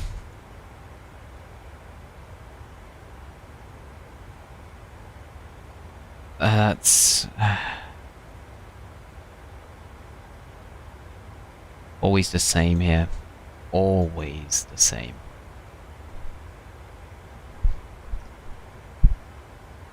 It's really annoying. I don't know what I do wrong. I mean, I'm just choosing flights and then either the ATC logs on as soon as we leave the airspace, or it logs off right when we approach the airspace.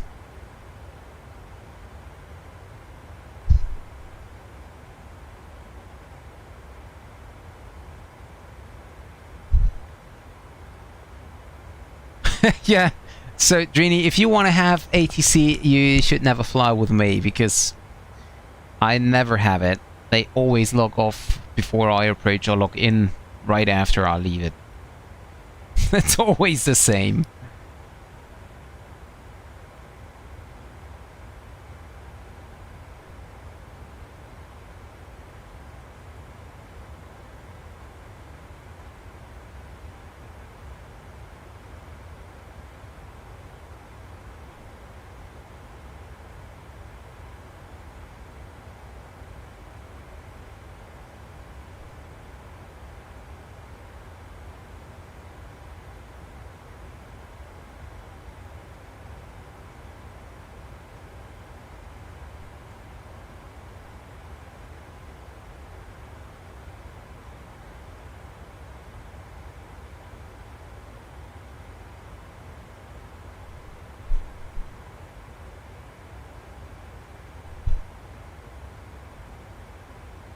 Okay, and we're getting the altitude down now.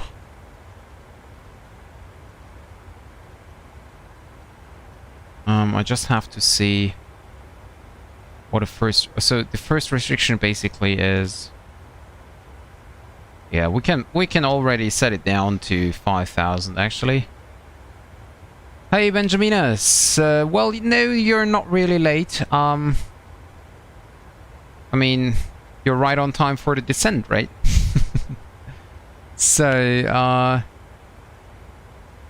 What was your home airport again, Drini? I can't remember. Was it Riga?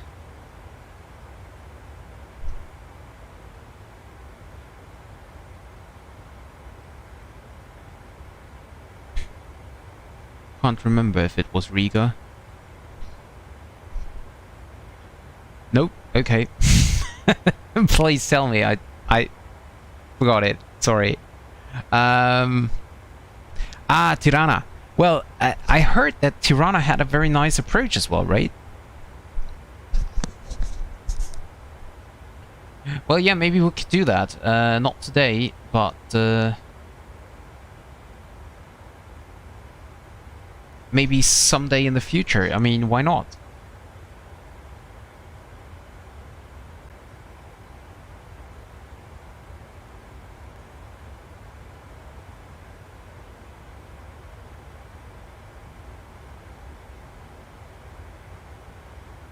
No, I'm not doing a return flight. Actually, I was thinking of departing Oslo again. But as there is no ATC anymore,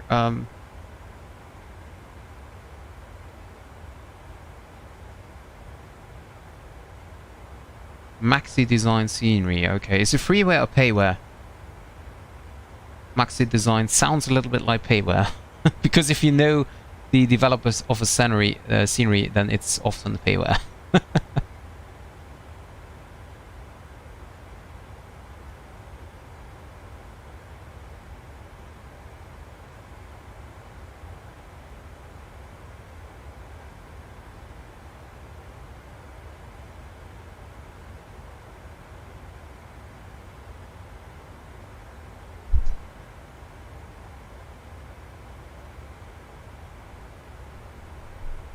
Yeah, no need to check now, Drini. I can check myself. I was just curious as you mentioned it. Yeah, payware, you know, it's always kind of, do I really go and get the payware for just one flight? So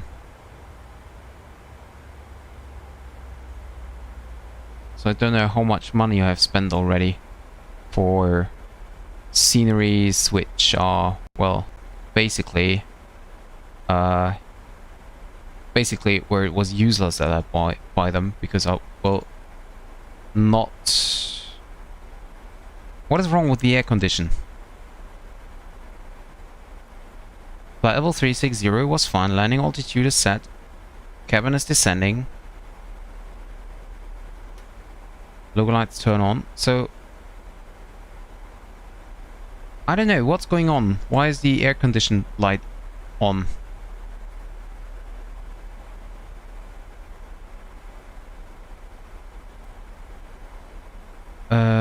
Off scheduled descent. Why?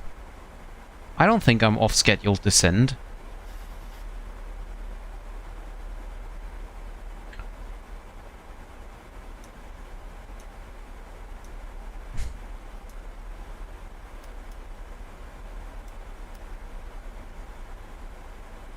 Well, I can just close and open it. I cannot do anything. Scheduled descent.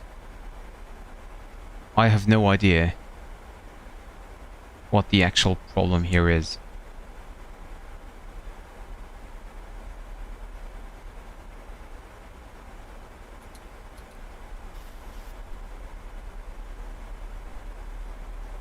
Yeah, well, of course, if it's your home airport, it's completely different. I mean, if there would be a good payware scenery for Frankfurt, I would also buy it, no matter if I would fly there or not. So still, I have no idea what the problem is. So we're still at 7,000 feet in the cabin altitude, and it's descending with 400 feet. So that is fine.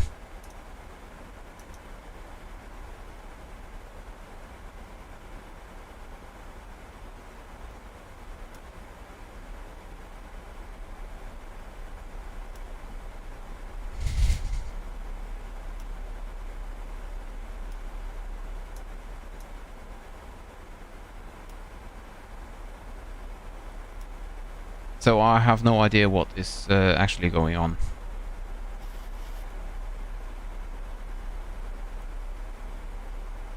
So we cleared out. I'll leave it as it is. Oh, no. Yeah, sorry. Trim wheel. Yeah, CRJ is the same for me, but PMDG, obviously, I'm flying quite often.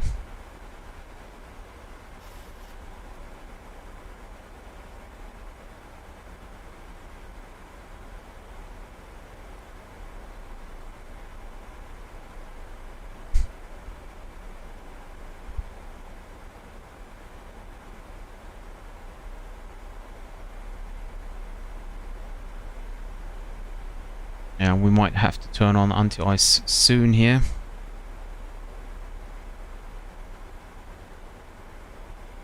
Go for heading select.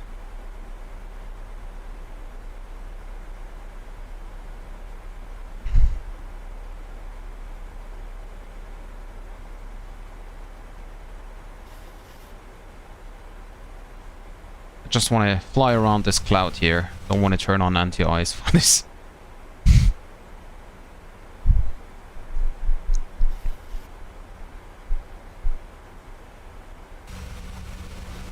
See, and now we're passing the cloud, and then we can go back onto the route.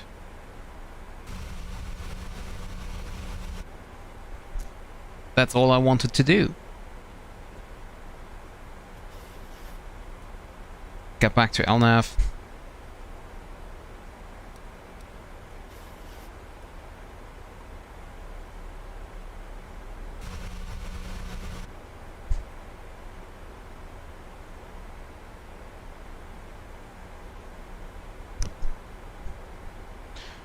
Well, if there is not any ATC, then we can turn back on the music.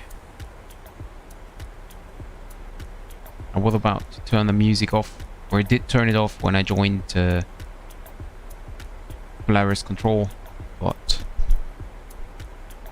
Well, yeah, we can turn it back on.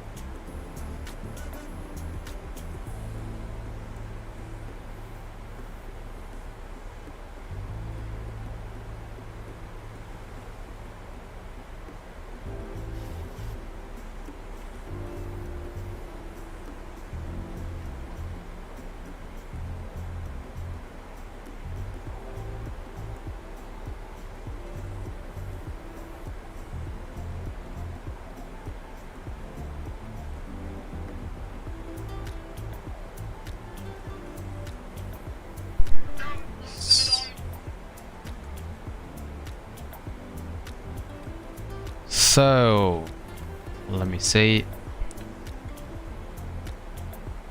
Actually, nothing is going on here currently in the Norwegian skies.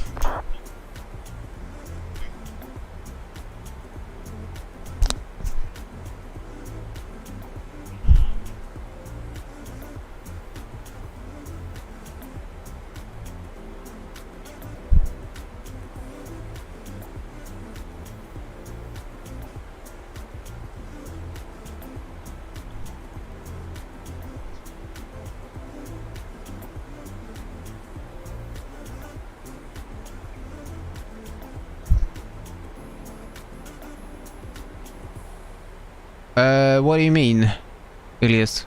Where? In the chat right now? I don't think so.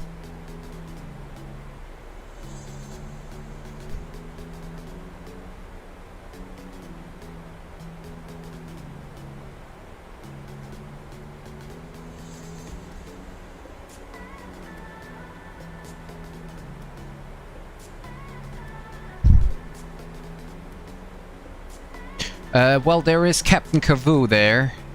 He was a real, or is a real world pilot. But I don't think he's here right now.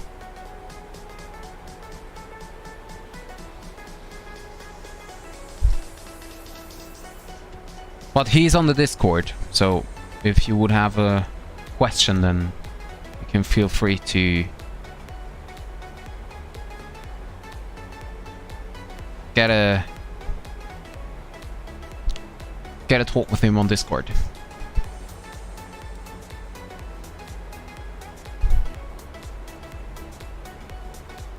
He is a real world pilot of the MD-82. He has flown MD-82 for TWA and American Airlines.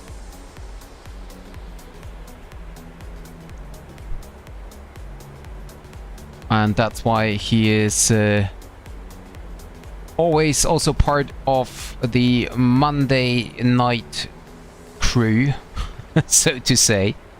Where am I parking? I have no idea. Maybe gate 38? I have no idea actually where Scandinavian is, Norwegian is parking. Actually, I could use my old and most favorite way of finding that out.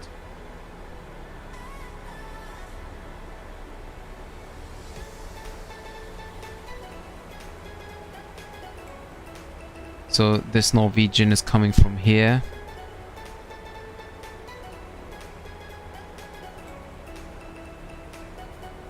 Oh, by the way, they just turned around and they have now runway 19 active.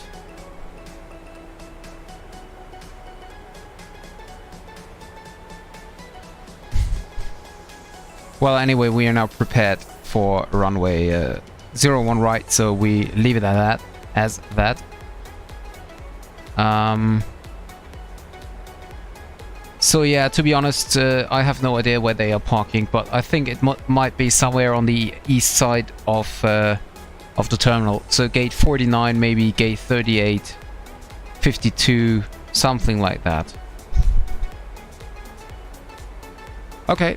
Yeah, you can do that, although in the real world landing, runway 01 left will be for departures only. I mean, of course, we're in the sim, so feel free, whatever you want. Yeah, 01 right, that's the same runway where I am also landing at.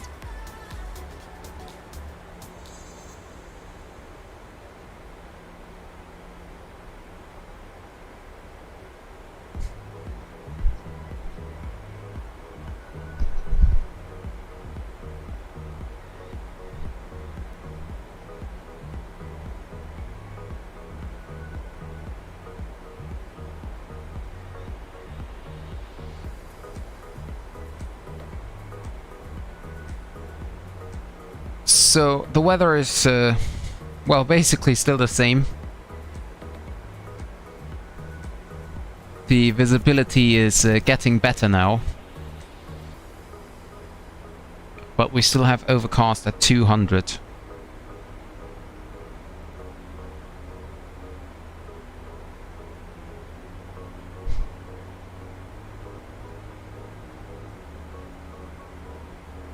And we still have a temperature of 0 degrees and a dew point of 0.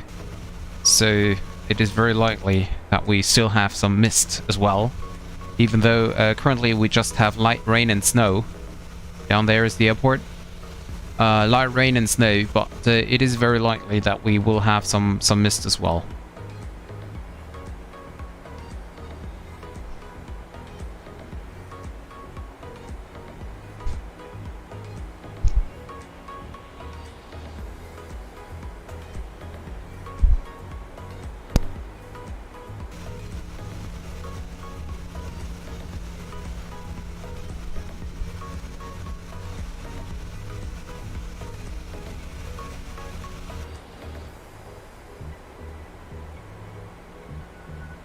Definitely, yes. The landing will be very interesting.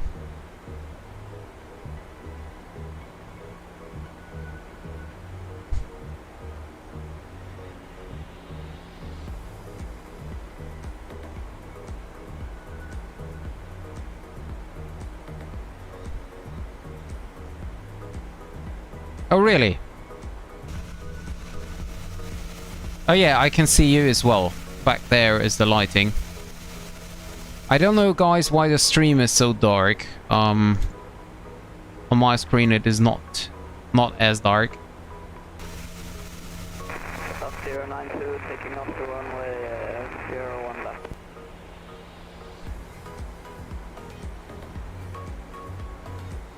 We're getting now into the clouds here, so we need to turn on anti-ice in a few seconds.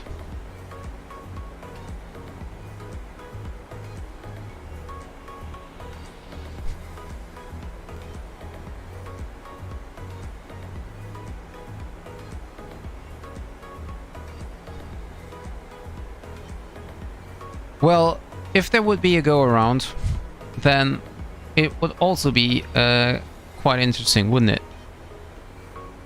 And the go-around for runway 01 right is actually quite easy, because you're just flying DME 2.5 of the ILS, and then you turn right on a track of 048, and that's it.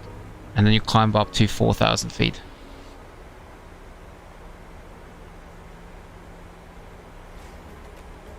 So there is actually not too much to do.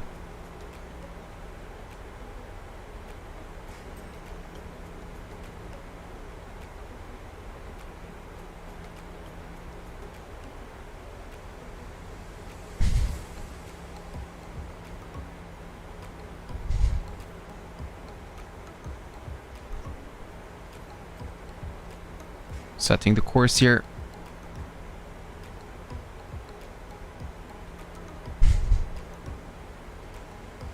Enable 250 knots at Golf Mike 401. Well, okay, no problem.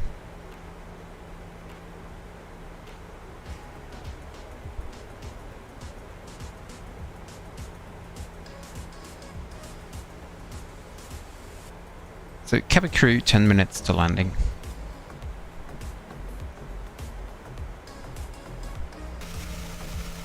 There you go, Drini. Welcome.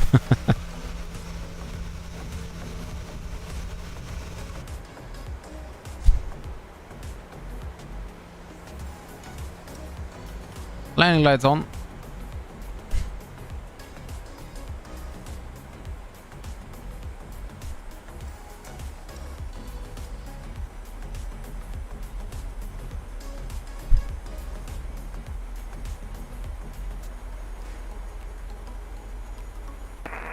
Traffic coming in 483 on the ILS 418 and final.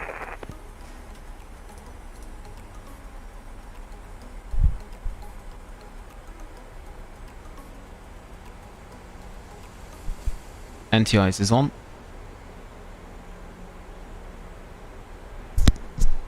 Oslo traffic, Nordic 373 is on the INREX for Lima arrival, currently at Golf Mike 401 for ILS 01 right.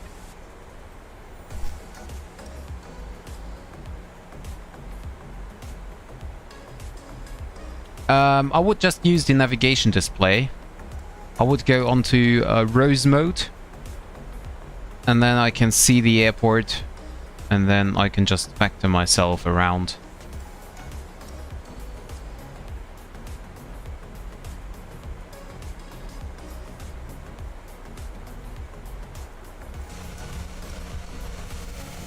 There you can see the mist already.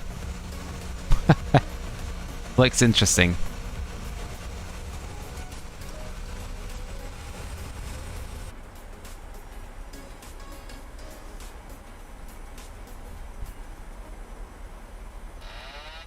Autopilot off.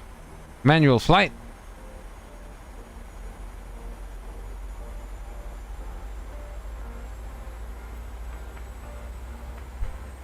And we keep the auto thrust on.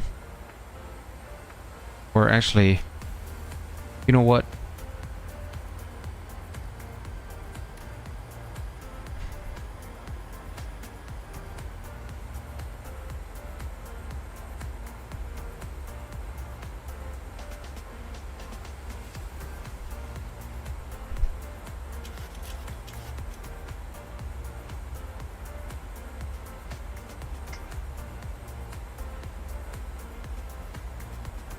And we're in the manual flight now.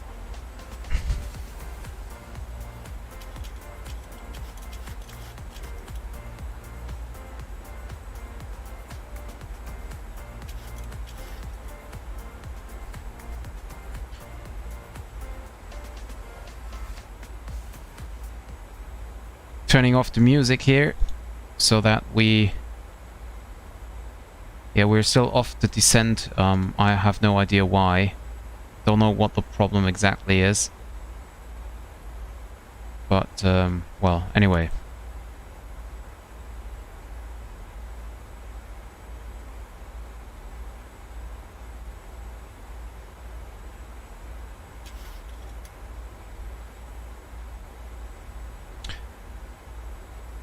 I don't know what's going on with the cabin altitude. Don't know where the problem is. I mean, even if I would turn that off, it doesn't really matter, right? Landing altitude is 700, that is fine. So, I don't know.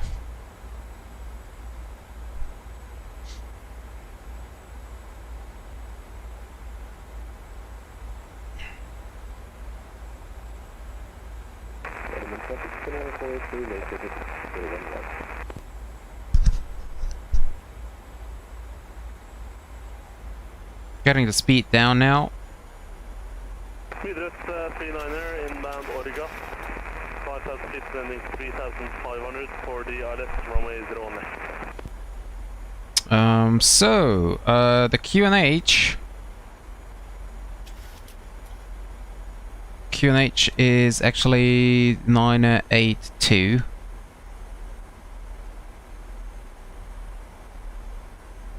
So we set that as local pressure.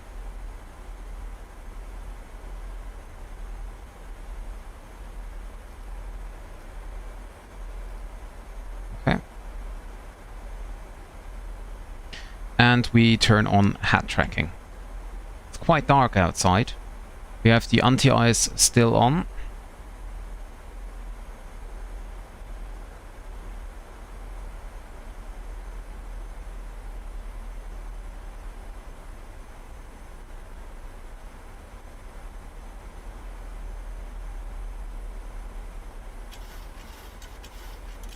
Trim.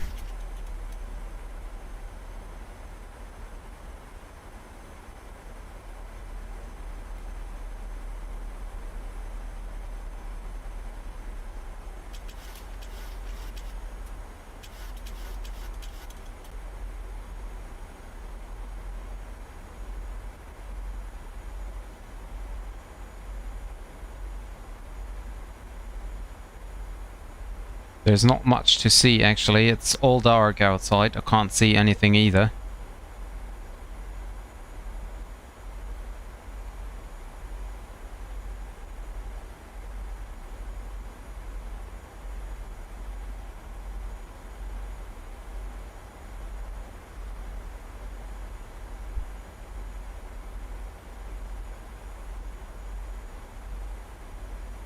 Oh, really? Come on.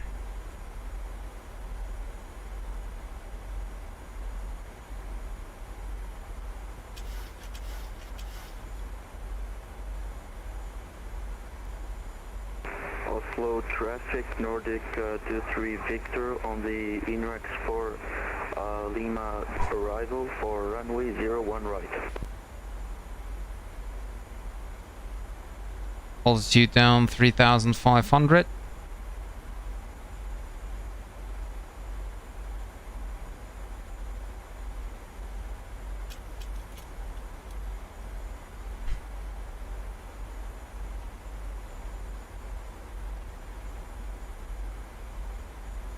Speed is fine. So this is actually kind of, you know, you're more flying. Oh, have a look at the moon there up here. So for Airbus, for example, it is not very, you know, not very interesting because they have that fly-by-wire. So you just put in your command once, and then the Airbus will hold it by itself. And you can do that by engaging the CWS mode on the autopilot at Boeing. But to be honest, the way I currently do it with flying is way more interesting. It's more, you know, it is more flying than what it is with the Airbus.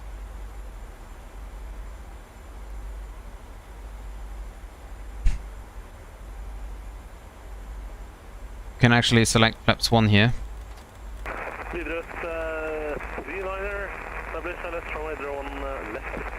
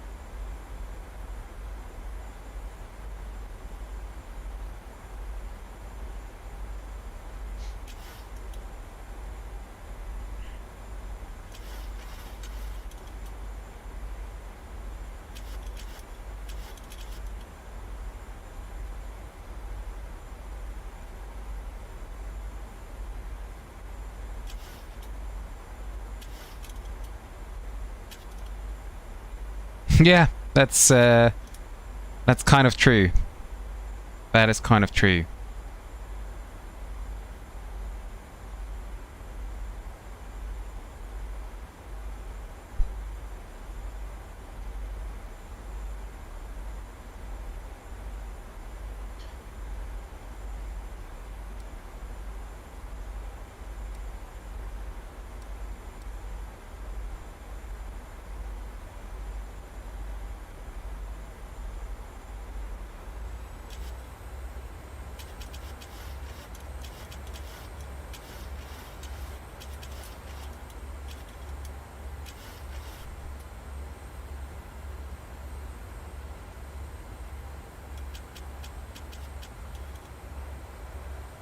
Whoa, there was a drop of airspeed.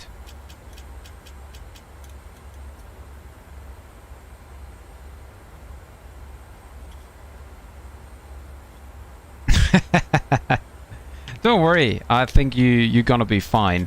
But good thing you remembered about you remember me about seeing something. I now start the recording tool. There we go.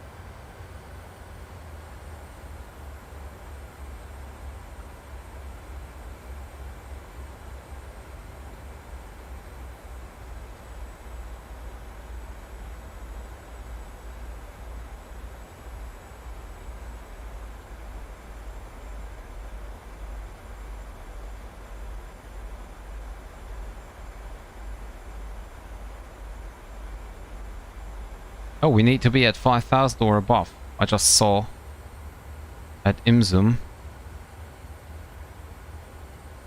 So then we just keep it at 5,000.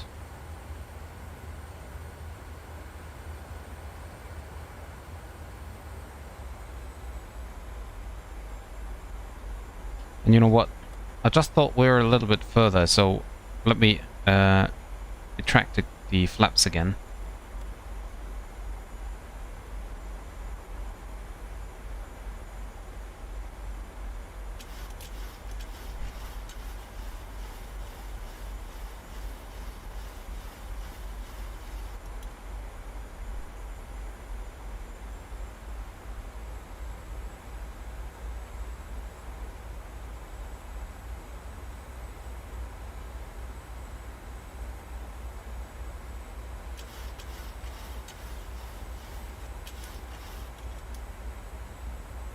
Okay.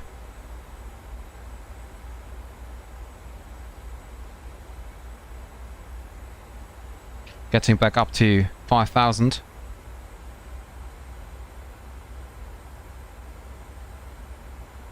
Douglas struggling.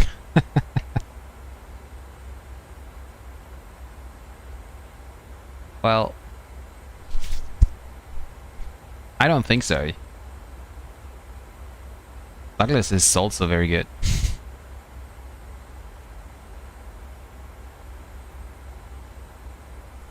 Oslo traffic, Nordic 373 is now in Mount Inzuf, 9 miles to go for ILS 01 right. We're at 5,000.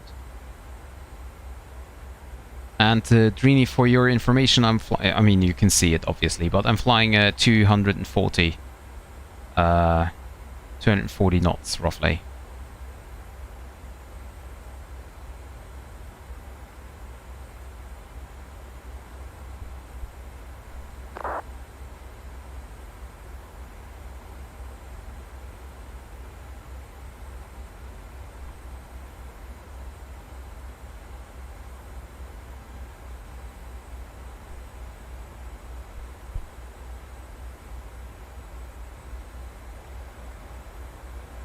So we got the ILS now available, so we can already select VOR lock as well.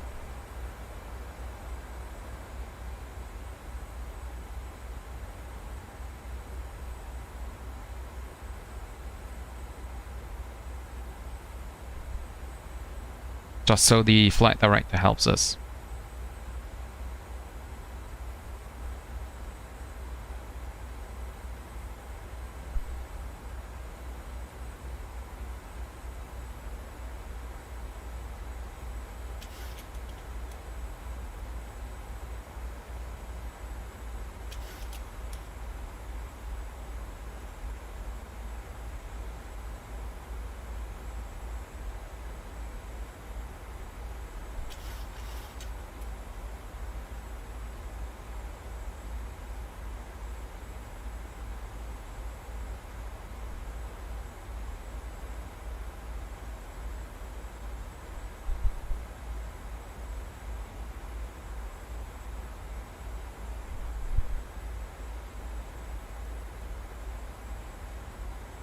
Drag required after Nosla.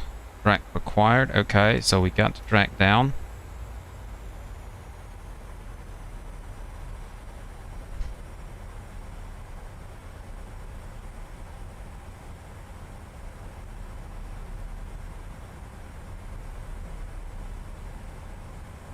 What is this blue line?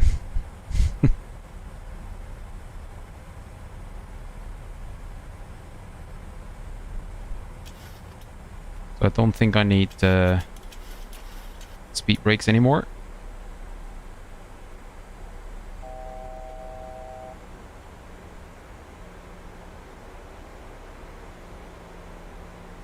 Oops, come on.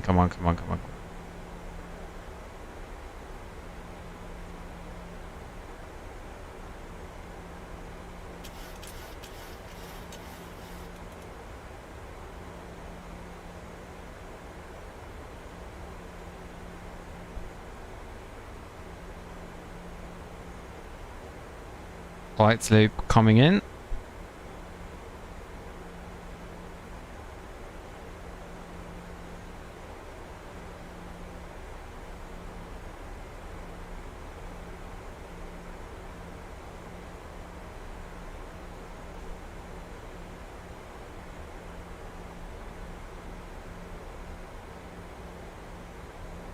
Hi Maxi, welcome to the stream and thank you very much, Rini. Same for you.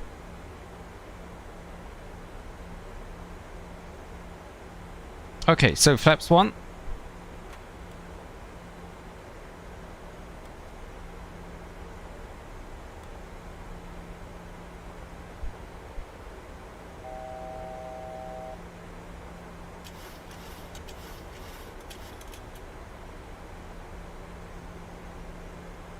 Oslo traffic, Nordic 373 is established on the ILS runway 01 right.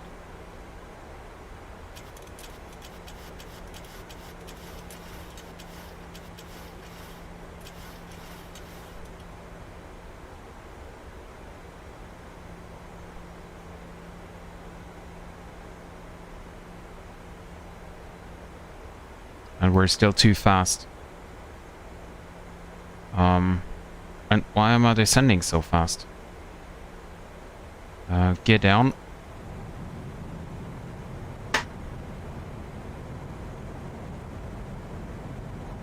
Flaps 2.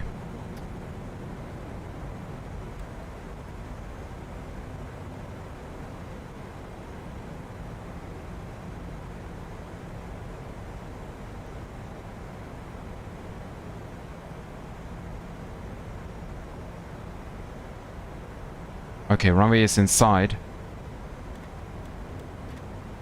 Flaps 15. It's gonna be a late one. That's not stable at all. Not stable at all. 1,000.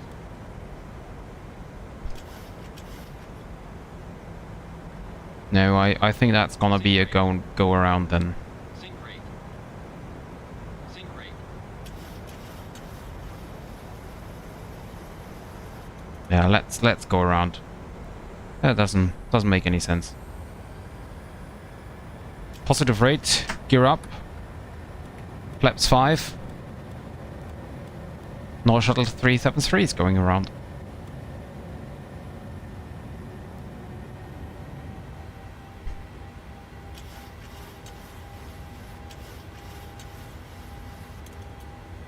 So, heading track.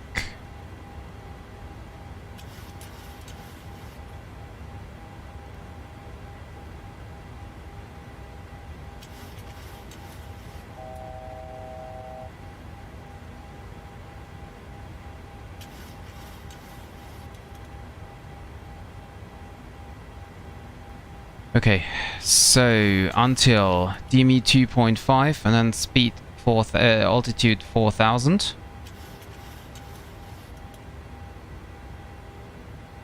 Heading select, Command A.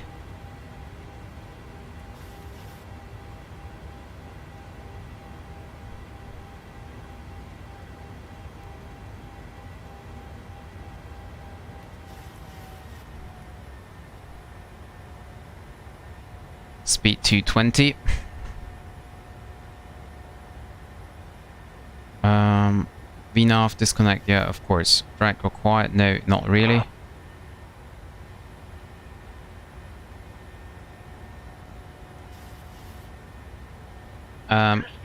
Yeah, I just noticed it. So what is going on? We're already at 6,000, so that's a problem if you're flying alone.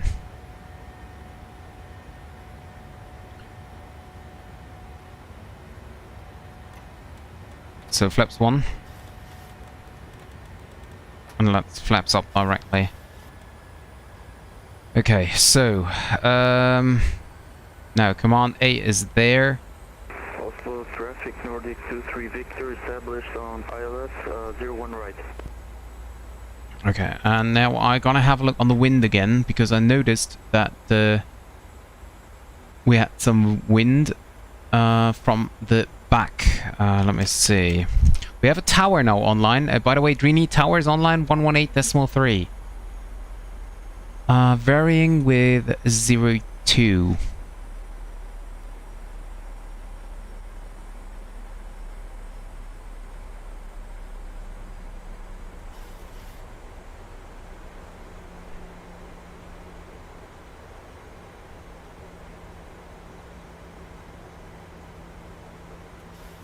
So, now let me see where I need to go next. I'm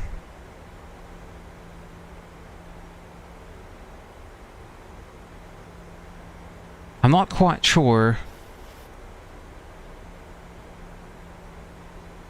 I think I'm gonna wait a little bit until we have an ATIS online. Was that MCAS? I'm not sure. Does the 737 already have a MCAS? I don't think so. I think it's a 787 MAX feature.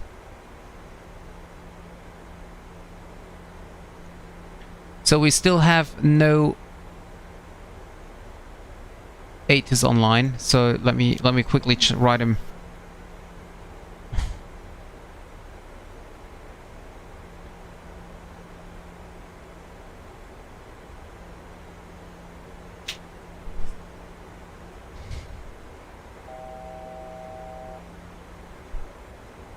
Okay, so approaching 4,000 now.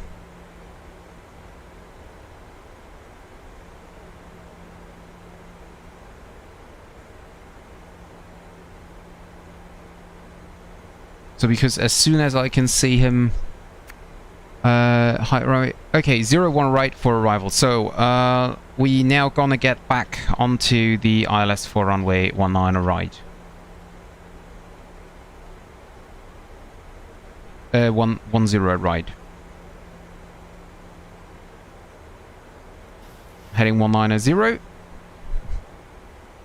and approaching 4,000. And he just said, never mind, 19 right. So we just continue our right turn.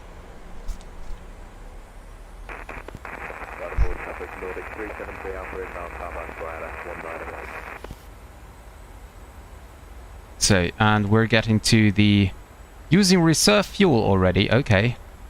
So ILS 19 right. And we don't need anything.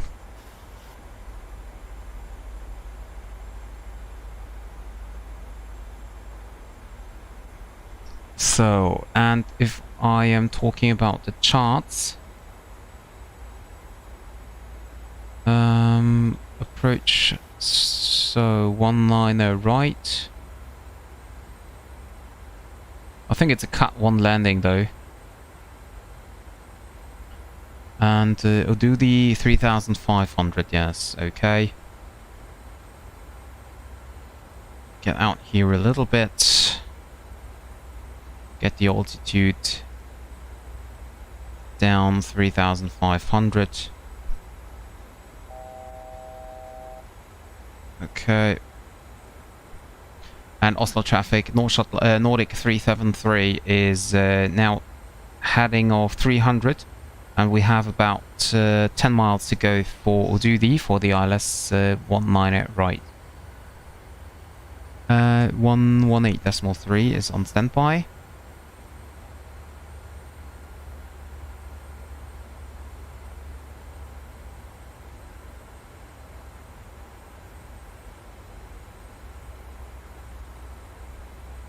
There we go. And now let's give it another try, right?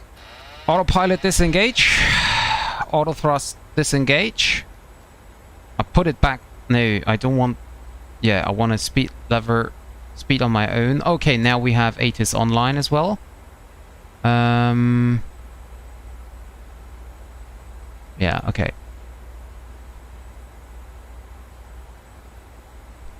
And let's see. 135 and 11130.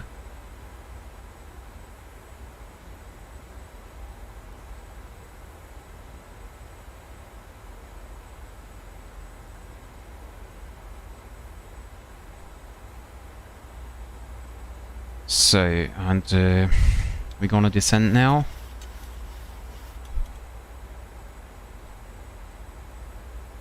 Do I have something? Let's turn off terrain radar so I have a better visibility.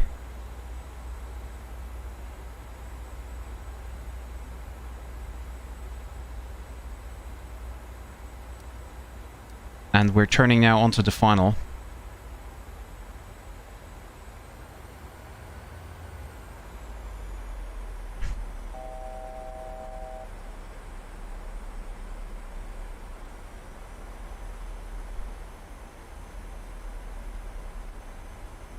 Okay, head tracking back on. Flaps 1.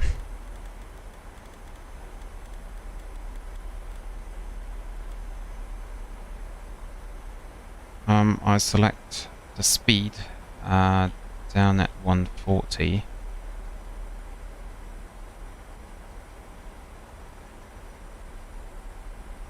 Okay.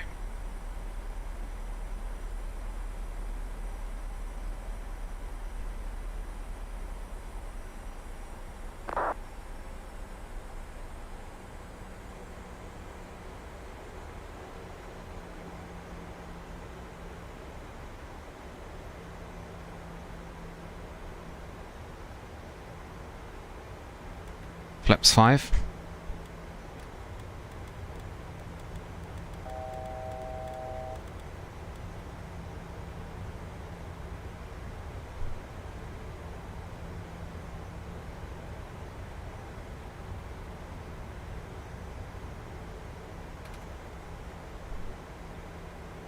VOR lock.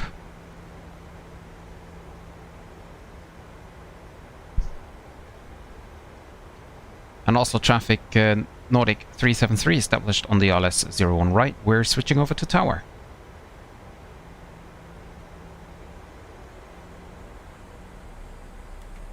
Flaps 15.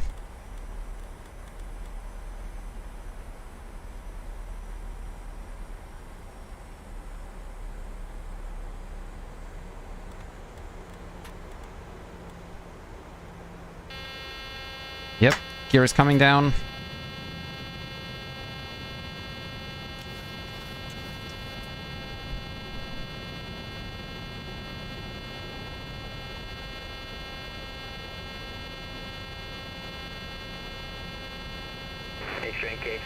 Echo.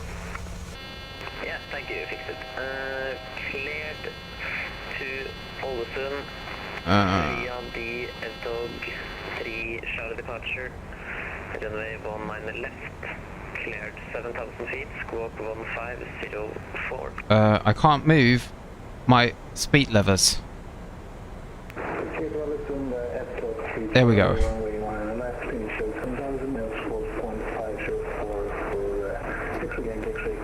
Flaps 25. Klarmont her, god kveld videre. Ja, glemte å logge på litt. Jeg må komme tilbake. Den er grei. Oslo Tower, very good evening. This is North Shuttle 373 on the RLS 1908. Nordic 373, Garden Tower, hello. Continue and expect parking 64. Expect parking 64, continue approach North Shuttle, Nordic 373. I always want to say North Shuttle. Don't ask me why. Da har vi riktig kontain. God kveld videre. 334 requesting clearance to Göteborg stand 3. Flaps 30. Pop opp på stand 3 tenker jeg at det er, men da må du refile.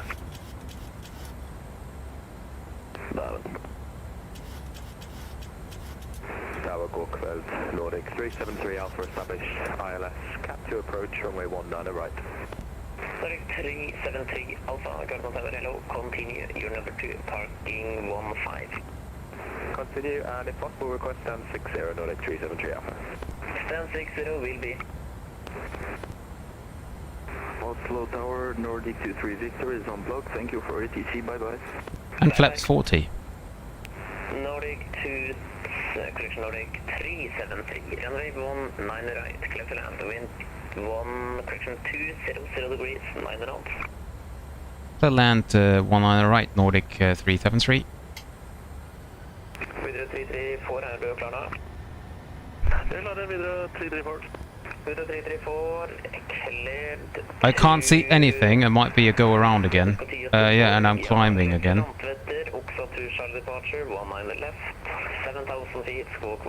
So it's really not easy to fly with the honeycomb. Clear to landsetter via Oxa to Charlie departure. Can't see anything. Initial climb It's really, really weird to fly here, to be honest. There it is.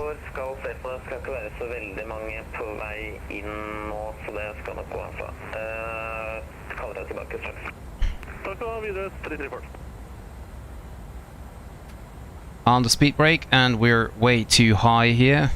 Wait. Yeah, we can fit you on 19 right as well if you want that, if you don't require the ice. No, that sounds great, thank you. Okay, X-ray, Yankee X-ray, Echo Mike, Aircare Dolphin, M-Tog 7 Delta, 19 right, rest remains the same. Sync rate. Sync rate. Hey, clear to Alexander, F-Talk 7 Delta and 19 right for X-ray Yankee X-ray Gateway. X-ray, Echo Mike, correct. Minimums. Videre 334, da er det clear på deg og landvetter, Oxford 6 Delta, 19 right, remains the same. Copy Oxford 6 Delta, 19 right, Foxa, videre 334, and we're ready for startup. Videre 334, startup please. QNH 902. Start proof QNH 902, videre 334.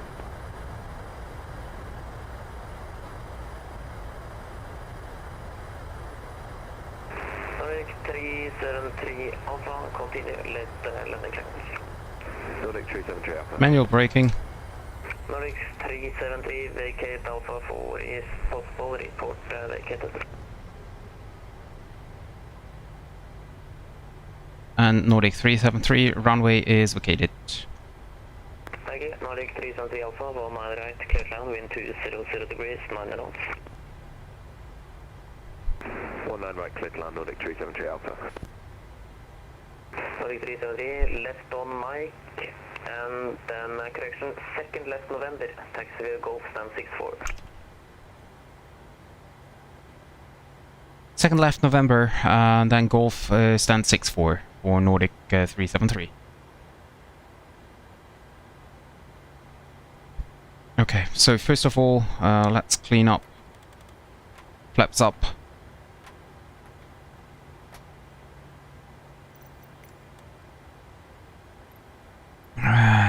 Stand 6-4, it said. There is no 6-4. Okay, so then we have to do it manually.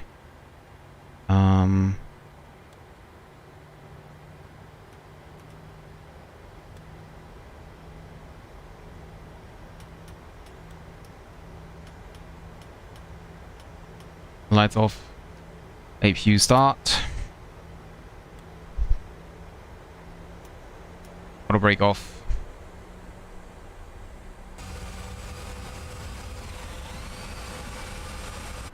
Nordic 373 Alpha, taxi hotel, hold short of November. Hotel hold short November, Nordic 373 Alpha. Okay.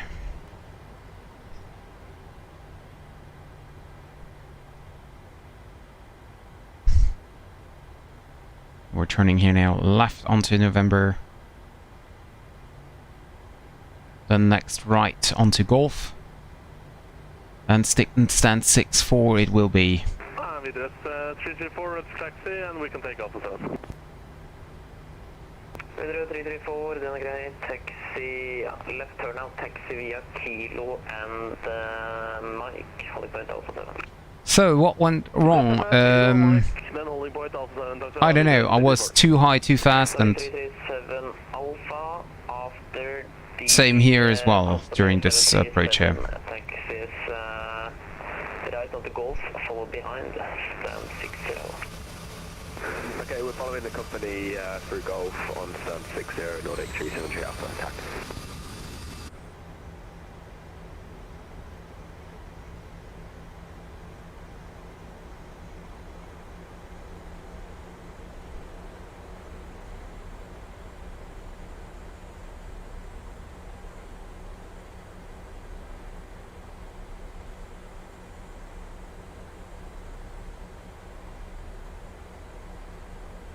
So, have you been logged off, Drini, already? APU started.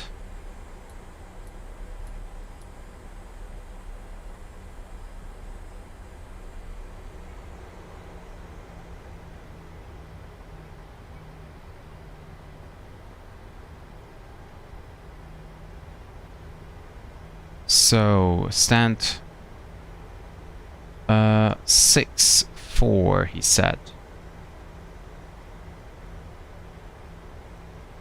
That's the second on the right, so this one here. I hope.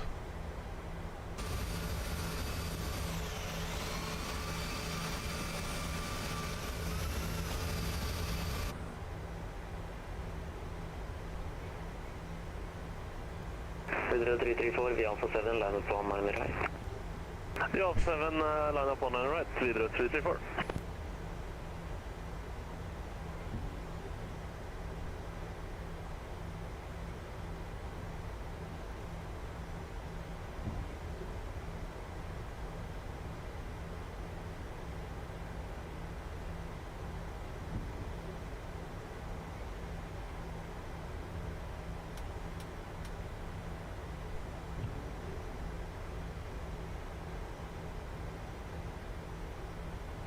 Handstand 6-4 it is.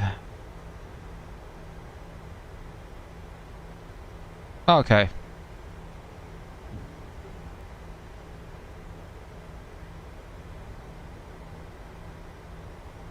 So it looks like here's a GSX jetway instead of a normal one.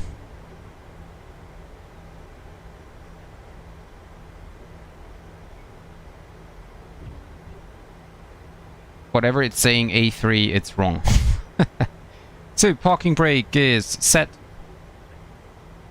2 blue, 1 red, engines dead. 334, 19 right, clear takeoff, wind 220 degrees, 6 knots. Anti-collision lights off, Clear takeoff, videre 334. wiper off, fuel pumps off. Oh, well, actually leave that on for the APU. Okay.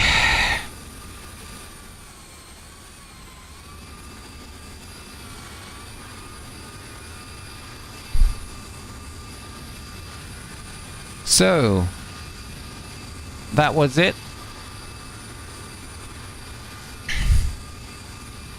Good thing we made it on the ground, even though it was kind of weird, to be honest.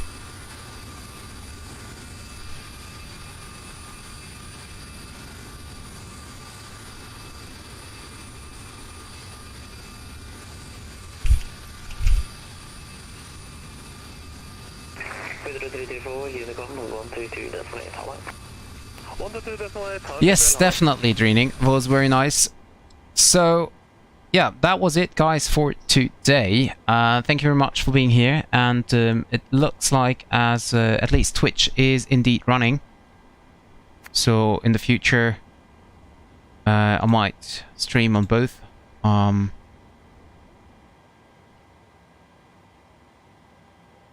Twitch as well as YouTube. So thank you very much, guys, for being here, and hope you enjoy the evening. Next stream will be tomorrow, maybe at the same time somewhere. So hope to see you guys next time, and yeah, cheerio.